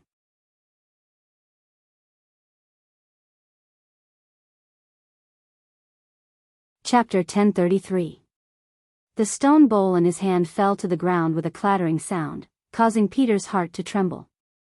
The king of the stray beasts, who had been wandering around the borders of hell, with only one hand clutching tightly onto the dead tree outside of hell, was actually crying. The bloodshot veins in his widened eyes had yet to recede, but the soybean-sized teardrops continued to fall, one by one. Natalie was still weak, but she had a gratified smile on her face. She moved her head slightly and glanced sideways at Peter. "Silly boy, isn't this a good thing? Why are you crying?" I'm not crying." Peter hurriedly wiped away his tears, then kissed Natalie deeply. After a long while, he said in a trembling voice, "The thing that I didn't even dare to dream of has actually come true. I am your partner now. I can stay by your side to take care of you and the children. Yeah, you are my partner, my only partner, my most beloved partner, the partner who will always be by my side." Natalie gently caressed the side of Peter's face, her smile exceptionally gentle. "But, how can it be?" Peter was extremely confused. He had never heard of stray beasts being able to mate again in the beast world. Natalie and Gu Mengmeng exchanged a smile, a tacit understanding between females. For some reason, Peter couldn't control the corners of his lips. As long as Natalie smiled, he wanted to smile along with her. Even if he didn't know why she was smiling, as long as she was smiling, it was something worthy of his happiness. "Tell me, huh?" Peter gently hooked Natalie's chin, coaxing her gently. Natalie looked at Gu Mengmeng and Gu Mengmeng nodded. Natalie then said, "This is the method that the great messenger requested from the beast deity. The process is very difficult and requires you to have great power and an unwavering love for me. It is a gamble with a slim chance of survival. But for the sake of us being together in the future, I still decided to take the gamble. I'm sorry for pushing you into such a painful situation, and letting you suffer like that." Peter held Natalie's hand. "No, you did the right thing. As long as I can be with you, I can endure any pain." Natalie smiled happily, then slowly continued, "At the beginning of the rainy season, the great messenger came to see me. She asked me if I was willing to mate with you again and give the children a healthy family. After all, if you don't get rid of your stray beast identity, our children will be stray beasts too. For the sake of the child, for the sake of you and me." Peter tightened his grip on Natalie's hand and brought it to his lips to kiss it in support. Natalie's smile was filled with relief as she said, "To reverse the mating contract, you have to burn all the filthy blood of the stray beasts in your body and reconstruct all your flesh and bones. It was a very painful process. If one was not strong enough, they would not be able to endure it. However, even if you were a peak level 5 orc, your chances of success were only 30%. Because in order to cleanse the impurities in your blood, only my blood can be used. During the reconstruction process, you will fall into madness because of the pain, and you will have the most primitive desire for my blood. So, if you love me less, you will not be able to control yourself and directly bite my neck to suck my blood."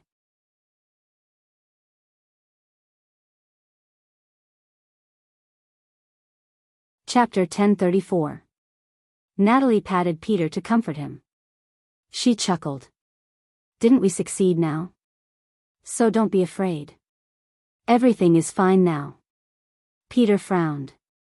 He still looked at Natalie, his heart aching for her. She was covered in wounds and had only woken up after being unconscious for so many days. It was all because of him. "So this is the reason why I have been so bloodthirsty and violent recently?" Peter asked. Natalie nodded. "The key to activating this reverse mating contract is for me to love you and bear your children. So, Thinking about it carefully, Peter's violent temper had indeed started after the birth of the 6 little ones. It was just that it was not obvious at the start and he could still suppress it. But ever since he accompanied Gu Mengmeng to retrieve the soul of the forest and was affected by the white fog, his bloodthirsty emotions started to get out of control. Peter frowned. He looked at Gu Mengmeng. So when I begged you to take Natalie away, you asked me to ask her? Gu Mengmeng nodded.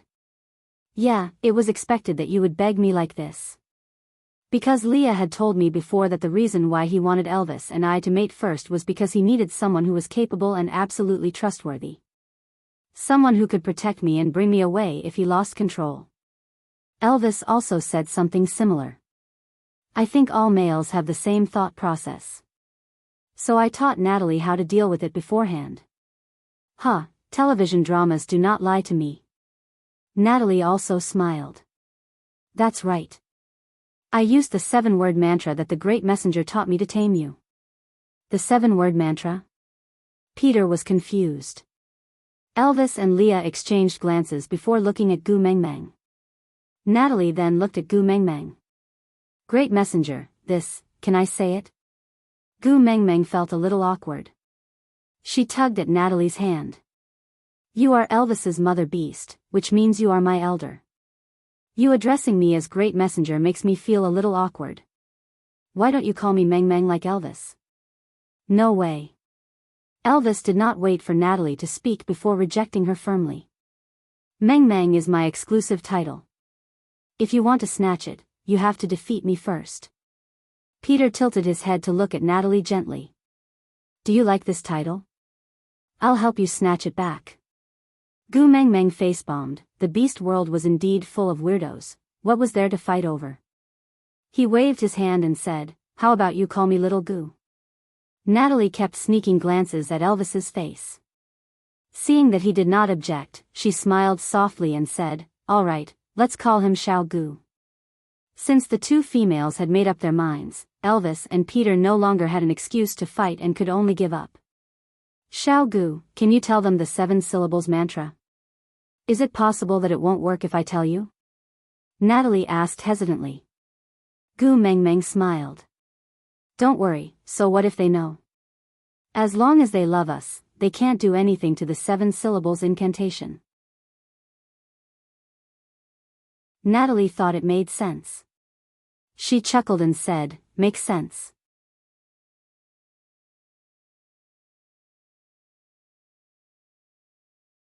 Chapter 1035.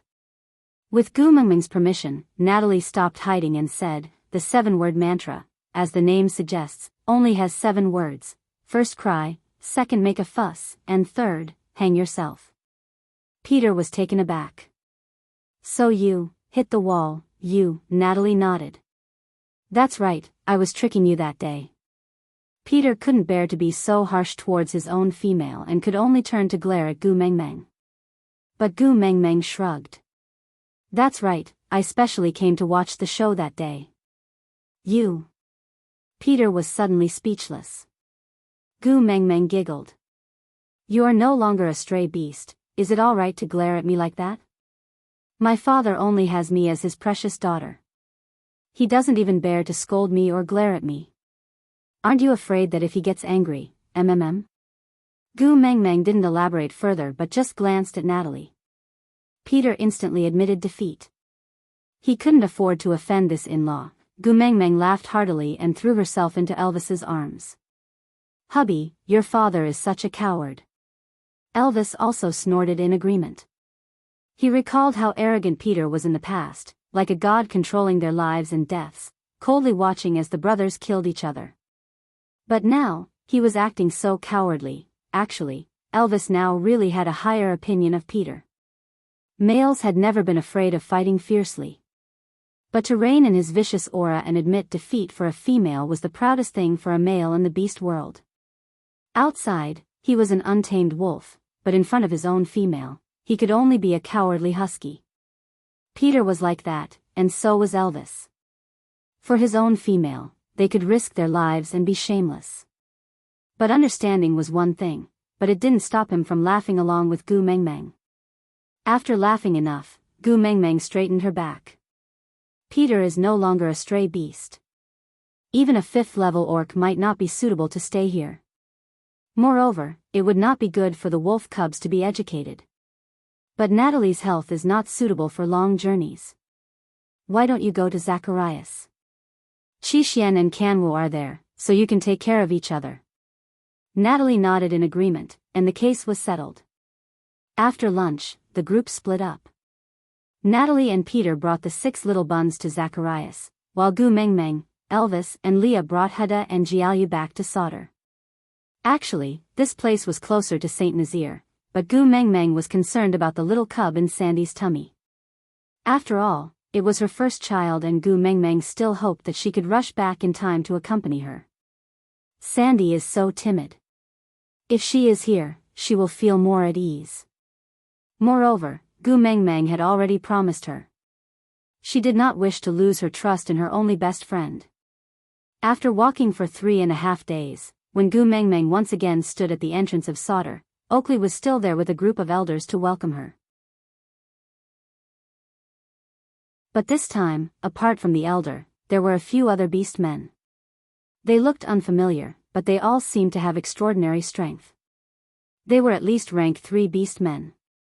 Gu Mengmeng did not say anything. At least to outsiders, Oakley was still the city lord of Sauter and she had to give him some face. Without stopping, Gu Mengmeng directly entered the tribe and headed straight for Sandy's little stone house. Sandy's tummy was already very big, much bigger than when Gu Mengmeng gave birth to Huda and his brothers. As a result, it was rather inconvenient for her to move around. She swayed 3 steps for every step she took, like a roly-poly doll. Aside from the topic, today's update has ended. My babies have been saying that there's a lot of content recently and I'm so depressed.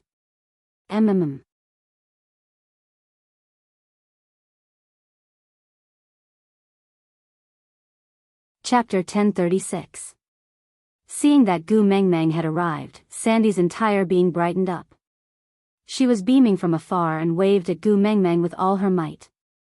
Gu Mengmeng was afraid that she would sprain her waist if she kept waving her arms, so she jogged over to Sandy and pulled down her waving little hands. You are going to be a mother soon, yet you are still so rash. Can't you spare a thought for my godson? Sandy hugged Gu Mengmeng for a long while before saying in a coquettish tone, I thought you would not be able to make it back in time. I have been worried for a few days. Gu Mengmeng smiled. It is my godson's birth after all.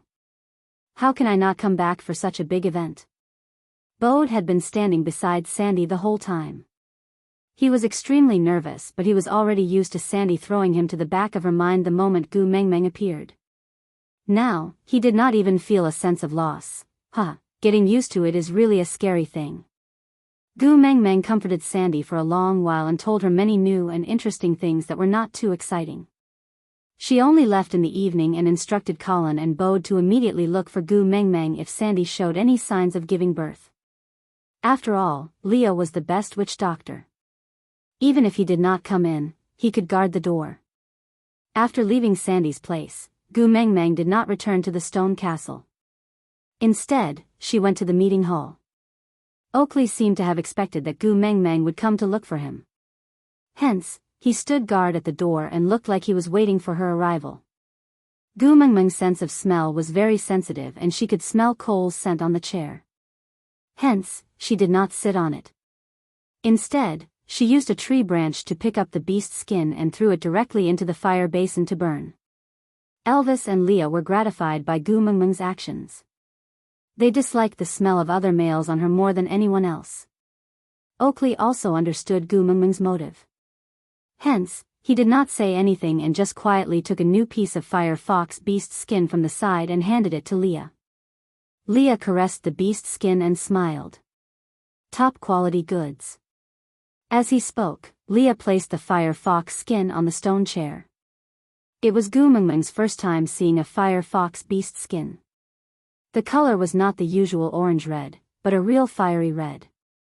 The texture was firm and the fur was fine.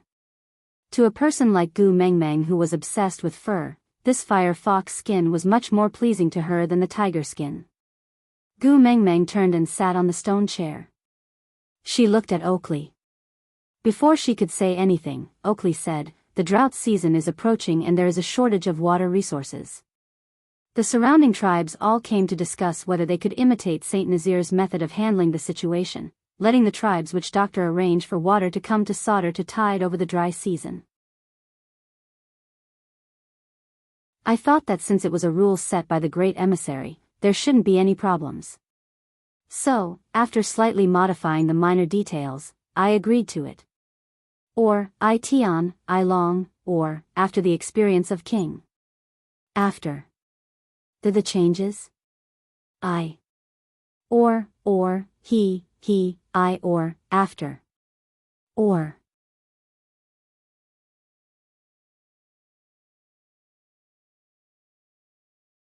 Chapter 1037. An important friend. The smile on Oakley's face did not change at all. It was just faint, but it revealed a sense of alienation. Gu Mengmeng suddenly felt a sense of helplessness. Perhaps this was where she was not as good as Cole. She would never learn how to control a person's heart. No matter how much she wanted him to stay, she would eventually lose this friend.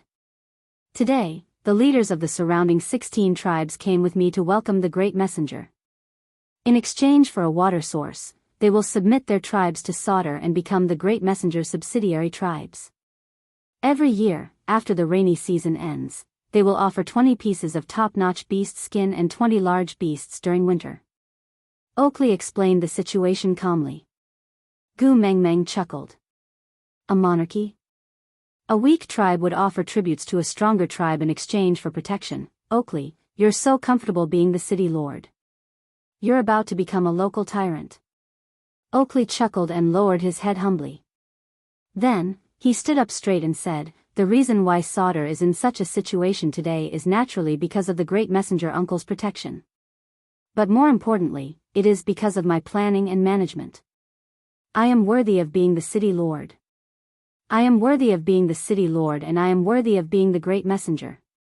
Gu Mengmeng was taken aback. She clearly did not expect Oakley to say something like that. She thought that he would at least hope to get along well with her on the surface. Oakley did not hesitate at all. He continued, "Anyway, the great messenger has no intention to unify the beast world. So why can't you grant me my wish? I will protect you and help you solve all your troubles. I just want a position that you don't care for. Why can't you give it to me?" The beast world had its own survival rules. Every tribe had their own independent or even opposing rules. Every tribe also had their own habits. There was even a food chain between the predator and the prey. Unify? That was something that was impossible to achieve. Moreover, Gu Mengmeng actually liked the way the beast world was now. Living in a relaxed and comfortable manner with the tribe as a unit. She did not know how the other tribes were like. But at least Saint Nazir used to have a beautiful life other than the annoying Nina. Gu Mengmeng did not want to forcefully shatter this beautiful life. She hoped to protect the way the beast world should be. But Oakley. After staring at Oakley for a long time, Gu Mengmeng asked calmly, "Oakley, are we not going back?" Oakley chuckled, tilted his head and asked softly, "Lord Emissary, you are the one who has abandoned me. Where do you want me to go?" "I didn't." Gu Mengmeng blurted out. Oakley said, "When the great messenger left with the people of Saint Nazir but left Barit and me behind, didn't she already abandon us?" Or, in the eyes of the great emissary, that kind of degree is not considered abandonment. Gu Mengmeng was speechless. The decision back then was correct in the grand scheme of things, but it was ultimately a disappointment to Oakley and Barit. Oakley's tone was not sharp, it was even very calm. He said, "Lord Emissary need not be upset, I have no intention of blaming you. Your decision is correct. It is the best decision for the tribe. Oakley did not reprimand you for anything, he only rearranged his position. This position was not that of a friend."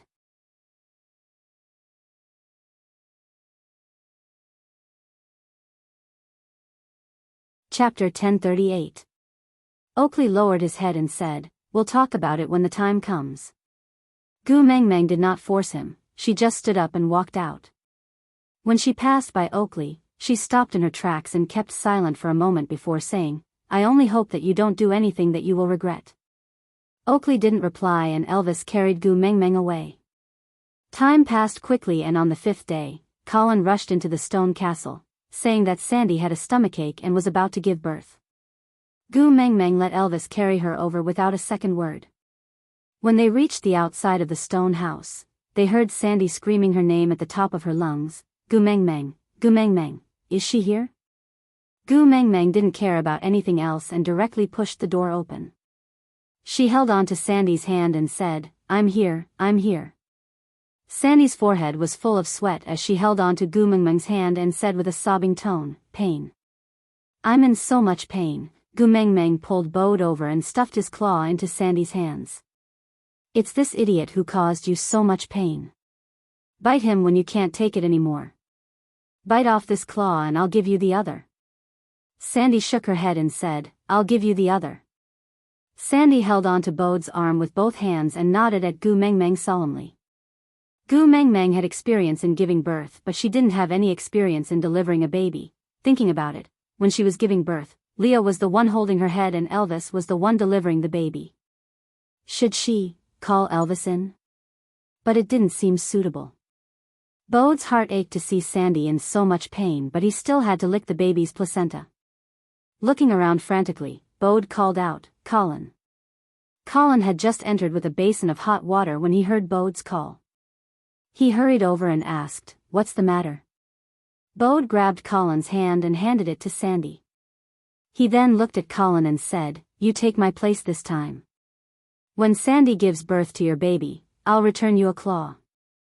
Colin was dumbfounded and before he could understand what was going on, Sandy bit down on him. It was so painful that Colin howled, roar. Elvis and Leah, who were at the door, were shocked. Why was it that all hairy people gave birth to children by females, but Sandy's family gave birth to males? Gu Mengmeng's heart ached for Sandy. She washed a small piece of beast skin and then sat on the bed, hugging Sandy's head. She used hot water to wipe her face and comforted her, Sandy, adjust your breathing, don't hold your breath. In Sandy's eyes, Gu Mengmeng was the main pillar of support. She was flustered and helpless and did not know what to do, so she did whatever Gu Mengmeng said. Adri, wash the hide. Gu Mengmeng threw the beast skin in her hand to Sandy's other bear partner. When Sandy gave birth, a dolly was also running around in a panic. Hearing Gu Mengmeng's instructions, he started to work like a robot. He took turns to wash the 3 pieces of beast skin and passed it to Gu Mengmeng after he was done. Then, he took over the one in Gu Mengmeng's hand and started to wash it again. Because he was too nervous, a few pieces of the animal skin had been washed away. He had never been afraid of being cut open, but now his hands were trembling. Gu Mengmeng grabbed the beast skin and wiped Sandy's face while shouting, what the hell are you all panicking for? I'm guarding here, what are you all afraid of? Calm down.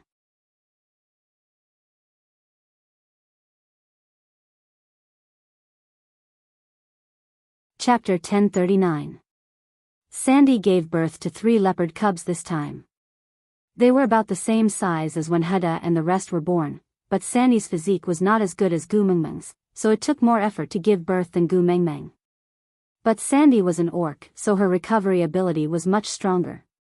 So, when Gu Mengmeng placed Sandy, who was exhausted after giving birth, down and brought Colin, whose hands were covered in blood, out of the house, Elvis and Leah were looking at her with a snicker. Gu Mengmeng was also extremely tired. Sandy was the one giving birth, but why did she feel that she was the one who had been exerting herself? She leaned into Elvis's arms, exhausted, and pointed at Colin. Leah, apply some ointment on him. He's a scapegoat. Leah was already prepared, so he calmly applied medicine on Colin's wound. Then, he teased, Elvis and I were listening at the door just now. If not for the fact that you are a female, I would have thought that Sandy gave birth to your cub. Colin's expression turned serious. Gu Mengmeng was listless in Elvis's arms. She felt even more tired than when she gave birth to the 4 cubs when she accompanied Sandy. She pointed at Colin. It's all because the males in Sandy's family are so useless. They only know how to panic when something happens, tisk. Colin was the strongest among the males in Sandy's family. He was too embarrassed to retort after Gu Mengmeng's disdain. He just lowered his head and said, "I'll work harder in the future." Gu Mengmeng waved her hands.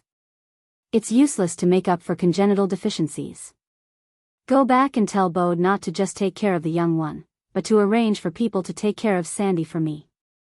If I, Sandy, suffer any grievances during her confinement period, I'll break all 4 of his claws. Colin shrank back and replied, "Got it."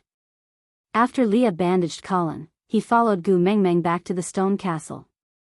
Gu Mengmeng was also extremely tired after a day at Sandy's.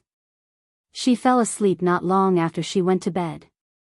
The next day, Colin came to invite Gu Mengmeng early in the morning, saying that Sandy was looking for her.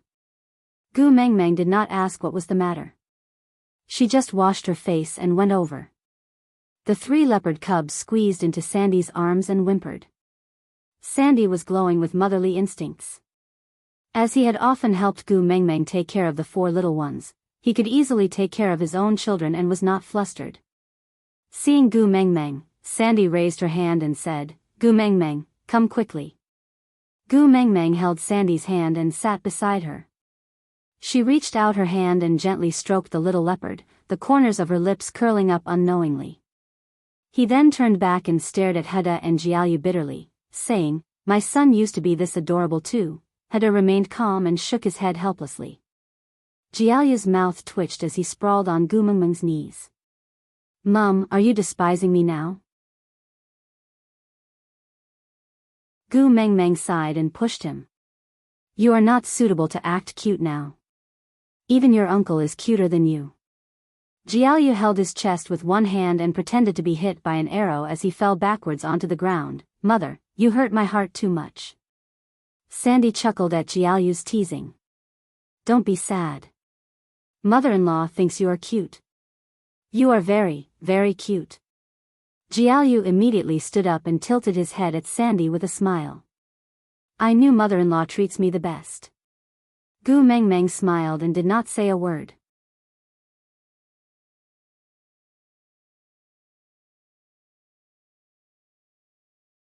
Chapter 1040.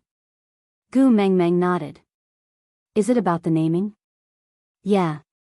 Sandy's eyes were sparkling.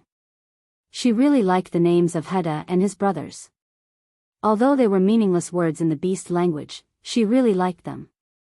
They had a unique style that she could never think of. Joseph, Johnny, Yogner. Gu Mengmeng announced the names that she had long thought of. Sandy was a little disappointed. She thought they would be like Heda and his brothers, those names that had no special meaning but were very unique. Gu Mengmeng saw the struggle on Sandy's face. "What's wrong? You don't like them?" Gu Mengmeng had specially discussed with Leah. These names had special meanings in the beast world. Moreover, the first word was the same, so it was obvious that they were from the same family. Sandy shook her head. "It's not that I don't like them. It's just that I thought they would be names like Heda and his brothers, nice and special." Gu Mengmeng smiled. "When the 3 little ones grow up, if they also like Heda and his brothers' names, they can go and fight with them. If they win, they can snatch their names." Sandy patted the 3 little ones' heads and said, "Did you hear that? Your godmother taught you to be a brave child. You have to fight for what you like." Pfft, Gu Mengmeng burst out laughing. Sandy was no longer just her best friend, right? She was at the level of a brainless fan. No matter what she did, Sandy could always come up with a good reason. Actually, Gu Mengmeng was just saying it casually to tease the children, Joseph, Johann, Jogner. Sandy repeated the 3 names with a smile. Her eyes were filled with gentleness. Gu Mengmeng nodded. "Yeah, Leah said it means happiness, bravery and wisdom." Sandy nodded in agreement. She then tugged at Gu Mengmeng's hand. "Thank you. Is there a need for thanks between us?" Gu Mengmeng held Sandy's hand in return and said, "Rest well and recuperate your body. We will return to Saint Nazaire after the dry season ends." Sandy nodded. She lay back on the bed. She was still too weak after giving birth. Just sitting for a while was already very tiring. Gu Mengmeng played with the little leopard for a while more before returning to her stone castle. The dry season did not affect Sauter much. Although there was only one well, and even if they kept drawing water every day, the supply was still limited. But Gu Mengmeng's status was special, so naturally, she would not be deprived of water. And because Sandy had a different relationship with Gu Mengmeng, Oakley took extra care of her. Every day after Leah fetched water for Gu Mengmeng, Colin would fetch water for Sandy, followed by the other females in the tribe.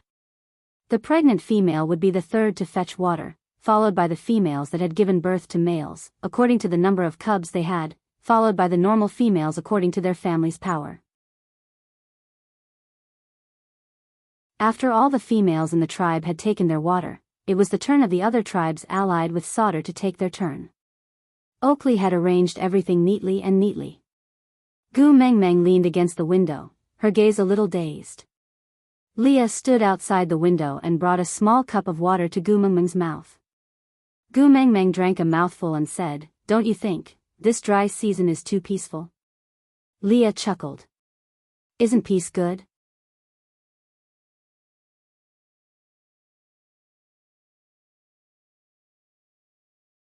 Chapter 1041. Gu Mengmeng supported herself with her elbows and stood up. Then, she flipped over and sat on the windowsill, leaving her legs hanging casually outside the bed. Leaning her head against the side of the window, she said, "Saint Nazaire's well also provides water to the other tribes, but they are not submitting to us but giving it to us for free. With you personally in charge of the situation, there have been so many filthy things. I don't believe that your disciple Oakley knows how to mediate better than you as his master." Leah chuckled without saying a word. How could he not notice the strangeness in this? It was just that he had promised Gu Mengmeng not to hide anything from her. So even though he knew something was wrong, he did not investigate and even forced himself not to guess and piece together the truth. Because once he thought it through, not telling Gu Mengmeng would be considered as lying. But he did not want Gu Mengmeng to be embroiled in those troublesome matters, so he could only be prepared to strike after the fact. Anyway, their Gu Mengmeng was extremely powerful, and with Elvis, the black-faced great guardian, no one could cause any trouble. So, as long as no one was plotting against his Gu Mengmeng, he could pretend he did not see anything. Gu Mengmeng continued leaning against the window. "It's too calm, so calm that it's strange. I keep feeling that a storm is brewing." The moon was already full for the second time. Unknowingly, Gu Mengmeng had returned to Sauter for more than a month. Everything had been unbelievably peaceful for the past month. Every morning, Gu Mengmeng would go to Sandy's place to play with the little leopards. The little ones were very close to Gu Mengmeng and each of them was chubby and adorable. Sandy's body was also recovering well. Every day, she would share with Gu Mengmeng what adorable yet speechless actions the little ones had done. At noon, Elvis would bring Gu Mengmeng back to the stone castle, while Leah would definitely have lunch waiting for her. This was clearly the peaceful life that she had been dreaming of, but for the past month, she had been getting more and more fearful day by day. She kept feeling that something was brewing, little by little, like a snowflake rolling down from the top of a snowy mountain. By the time you discovered it, it would have become an unbearable avalanche that you could not avoid in time. There was always a sense of imminent danger, as if a hand was strangling Gu Mengmeng's throat, making her feel extremely uneasy. The dry season had already entered the second half, which was also the most torturous stage. In the early stages, they could rely on drinking more water in advance to last a while, and then rely on drinking the blood of wild beasts to last a while longer. But now, even the beasts had no blood left. Sauter's well became more and more popular and the number of people queuing up for water increased. Oakley had no choice but to arrange for people to fetch water 24/7. But even so, the supply was still falling short of the demand. Greed is the most fundamental bad habit of humans. If the whole world had no water to drink, they would suffer, but there was nothing they could do except endure. And when the whole world has no water, but you have water, you are destined to bear the jealousy and hatred of the whole world. In the past, Sauter's source of life was hidden and outsiders did not know about it at all. But when Oakley announced this resource, so what if it was the messenger's tribe? When the well in St. Nazaire was first dug, how many people did not hesitate to offend the messenger of the beast deity and steal openly and covertly just for water? In the end, Gu Mengmeng had to open up the water source so that everyone could queue up for water. Although the queue was longer, it was not a big problem as it was relatively fair. But Oakley, the water source was only supplied to the 16 surrounding tribes that had surrendered.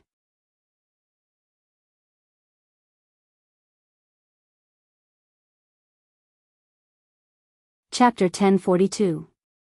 Finally, on a hot and stuffy night, Gu Mengmeng was woken up by the noises of fighting. When she opened her eyes, she realized that Elvis was already in a battle-ready state. Leah was guarding the entrance of the stone castle, with Huda and Jiaoyu beside him. Elvis stood a step in front of Gu Mengmeng, carefully guarding against all movements in the surroundings. What's going on? Gu Mengmeng lowered her voice to an extremely low level. Everything here gave off a feeling that made one tremble with fear, and one could not help but feel oppressed. Elvis turned around and smiled at Gu Mengmeng. It's nothing, you can sleep. Gu Mengmeng sat up, not knowing whether to laugh or cry at Elvis's words. This atmosphere is like a graveyard, who can still sleep? What's going on? Elvis carried Gu Mengmeng into his arms. There should be enemies invading, but it's very strange. Gu Mengmeng frowned. Invading? Stray beasts? Elvis shook his head. I'm not sure yet. Gu Mengmeng took a deep breath. Let's go to Sandy's place. Elvis did not say much and just followed her instructions. Gu Mengmeng was already standing at the peak of the beast world. No enemy could possibly hurt her. But if they made use of the people she cared about, it would be a different story. Leah was right about one thing. It was better to protect one's weak spot behind one's back. When Elvis carried Gu Mengmeng out, Leah brought Huda and Jiaoyu along with him. And when they reached Sandy's house, Gu Mengmeng's heart froze. Sandy hugged Lu Xiao in her arms and curled up in a corner. Beside her was Bode, who was covered in blood and holding on to his last breath, protecting her and the children. The other partners had already been beaten back to their original forms. They were piled up at the entrance, covered in blood. And above these corpses sat a person, Cole. Without a word, Gu Mengmeng rushed to Sandy's side to protect her. Then, she glared at Cole with her guard up. Leah. Leah understood and brought Huda and Jiaoyu to Sandy's side. Then, he said, you too, protect your mother-in-law and brothers well. Huda nodded and did not speak. Jiaoyu narrowed his eyes and glanced at Cole, who was like a god of death, but did not say a word. It wasn't that he didn't understand, but with his and Huda's current status, if they insisted on standing out, they would only be burdens. What Leah wanted them to do was to stay with Sandy and not run around so that they could concentrate on protecting her if a fight broke out. Jiaoyu was a child that Leah had personally taught, so Leah was very assured of him. Although he would usually say something that would drive people crazy, he was still very reliable when it came to critical moments. Hence, he didn't waste any more time explaining. He just crouched down and started to treat Bode's injuries. Gu Mengmeng surveyed her surroundings. There was no one else but Cole. Only then did she relax a little. Taking 2 steps forward, Gu Mengmeng laughed out of anger. She looked up at Cole and said, you should know that my family and friends are all my weaknesses. If you control them well, you can threaten me and make it difficult for me to take a single step. But if you really hurt them, I will go crazy, so crazy that you will die without a burial.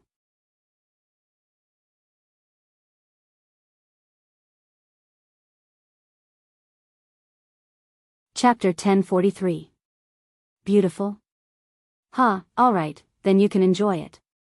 With that, Gu Mengmeng charged towards Cole. She raised her hand to her ear and turned it into a claw, as if she was aiming at Cole's neck and ready to snap it. Cole didn't dodge or panic. He just sat there calmly. Qi Xian has a bewitching spell on him that is connected to me. If I die, he will die. With that, Gu Mengmeng's fingers were already on Cole's Adam's apple. She just needed to use a little more strength to crush it. Cole's eyes reflected the color of blood. He was evil and arrogant. His lips curled up slightly, as if he didn't have the slightest sense of danger of losing his life. When I cast the bewitching spell on Sandy, I knew to leave a dead knot. Once you forcefully cover it with the bewitching spell, she will die on the spot. Qi Xian is such an important bargaining chip, do you think I wouldn't leave any insurance? Gu Mengmeng frowned. This was also the reason why she didn't dare to kill Cole after snatching Qi Xian back. Cole chuckled. You're not going to kill me? Gu Mengmeng retracted her hand and raised her leg to kick Cole. It wasn't that Cole didn't sense it, but he purposely didn't dodge. He allowed Gu Mengmeng to send him flying and land on the ground pathetically. Leah. Gu Mengmeng turned back to look at Leah. Bode's injuries were not light, but they were not fatal. Leah had already treated his wounds, and upon hearing Gu Mengmeng's call, he immediately rushed over to treat Colin, Adali and Sandy's other partners, who had been sat on by Cole just now. Cole propped himself up from the ground. He held on to his left ribs and gently touched them. 3 were broken. Every time he moved, the broken ribs would scrape against his internal organs. Needless to say, it was quite painful. Still smiling, Cole said, I've already received my punishment. Ah Gu, just watch the show. Gu Mengmeng didn't want to waste her breath on Cole, nor was she in the mood to watch the show. She just stared at him coldly. Today's attack, were you the one behind it? Cole didn't answer her. Would you believe me if I said no? No. Gu Mengmeng answered directly. Cole sighed and said, all right, then just take it that I was the one who did it. Purpose? Gu Mengmeng asked. Cole thought for a moment and said, probably, because he was bored. Gu Mengmeng clearly did not believe him. She did not think that Cole was someone who would do something out of boredom. Every time, he would weave a web of seemingly unrelated things step by step, almost wrapping her up to the point where she was unable to resist. Seeing that Gu Mengmeng did not believe him, Cole frowned and said, I just want to make my presence known in front of you, in case you forget me after not seeing me for a long time. Gu Mengmeng's face darkened and her patience was slipping away bit by bit. Gu Mengmeng. A soft call came from behind, accompanied by soft sobs. Sandy must have been scared out of her wits to make such a sound. Gu Mengmeng did not have the time to care about Cole's motives and could only turn around to comfort Sandy. He gently hugged Sandy in his arms and patted her back. It's okay, I'm here. I will protect you. You know. I am very strong.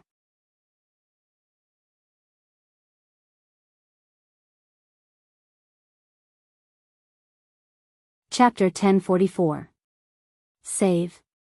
Gu Mengmeng caught onto the keyword and her gaze was filled with astonishment. Sandy nodded and pointed at the bushes in the distance with her trembling hand. Gu Mengmeng squinted her eyes and looked in that direction. After a closer look, she realized that there were many corpses lying all over the place. Cole would save Sandy.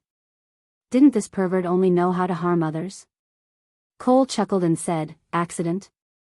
Gu Mengmeng ignored Cole because no matter what he did, in Gu Mengmeng's eyes, he was just a weasel paying respects to a chicken and did not have any good intentions.